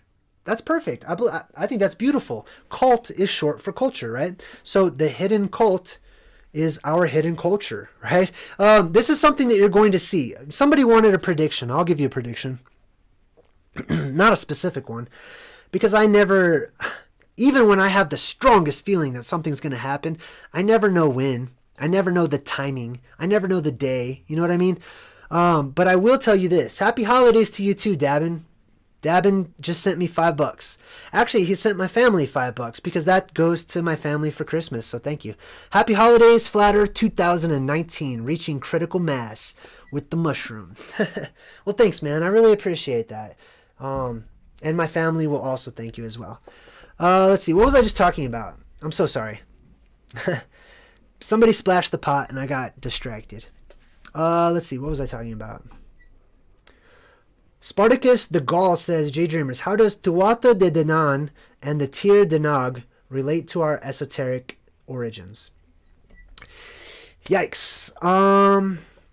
Do me a favor, ask me that another time because that's going to involve way too much history and way too much explanation, and we're kind of wrapping things up right now. I don't mean to avoid you, but definitely ask me that question again. And we will talk about the two, those of two, the tribe of Dan. We'll talk about the Tuscans and all of that stuff. Hamid Amini says, JayDreamerZ, have you heard of David Icke? Yes, I have, actually. I've read most of his books, and I really like that guy. I really do. I would love to share some of my ideas with him, because I think it would help him to fill in some of the gaps in some of his theories, especially when it pertains to the quote-unquote reptilians, right?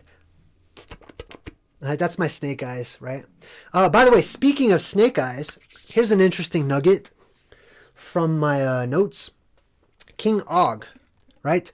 Og is not spelled O-G. Now, we spell it like that, but in the original language, it's actually 3 letters. Those letters are word picture, which are the I, that's the first picture, the hook, and then a split. So, King Og's name, when read pictorially, conveys to have split eyes. Eyes with splits in them. Think about that. Okay, so that's the last question I'm going to take. I'm going to wish you all a Merry Christmas, a Happy Holidays, a New Year, whatever it is. I know the calendar's wrong. I know it's all messed up. I know there's all kinds of craziness and lies in the world, but there is also truth. And if there wasn't, I wouldn't be here, and neither would many of you. May the truth guide you and light your path. I hope you guys have a great year. I hope that you are the warmest and brightest lights to other people who need to see, that you would help them out, that you would walk selflessly, understanding, encouraging, understand nobody's perfect. People make mistakes, people get it wrong, but you get back up, you keep going forward because you can't help it. I mean, we're made to grow. We're made to keep on, experiencing things and learning. And I'm doing it all the time. Many of you people might put me up on a pedestal and say, oh, JayDreamerZ is so awesome. That guy's the coolest or whatever. But man, I hurt people's feelings. I make mistakes. I say things I shouldn't. You know what I mean? Not a lot, because I'm really weaning myself off of that. And personally, I'm coming to a point in my life where there are going to be a lot of changes taking place. Those of you who have been watching my channel for over a year, you've probably already noticed a lot of changes that are taking place within me, physically, my demeanor, the way that I talk, the way I carry myself. You're in this life with me. You're a part of my life. You get to watch me grow, like the Truman Show. You know what I mean? Anyway, I appreciate you all. I wish you the very best. I wish you the very best of the good vibes. I want to encourage you, if you're a truth seeker, don't get distracted by all the negativity. Don't let it get you down. Ask what the good news is. There's always a silver lining to everything. There's good news in this world, and you're in it, and that's proof of it. So, Merry Christmas, Happy Holidays, and I'll see you guys next year. Bye-bye.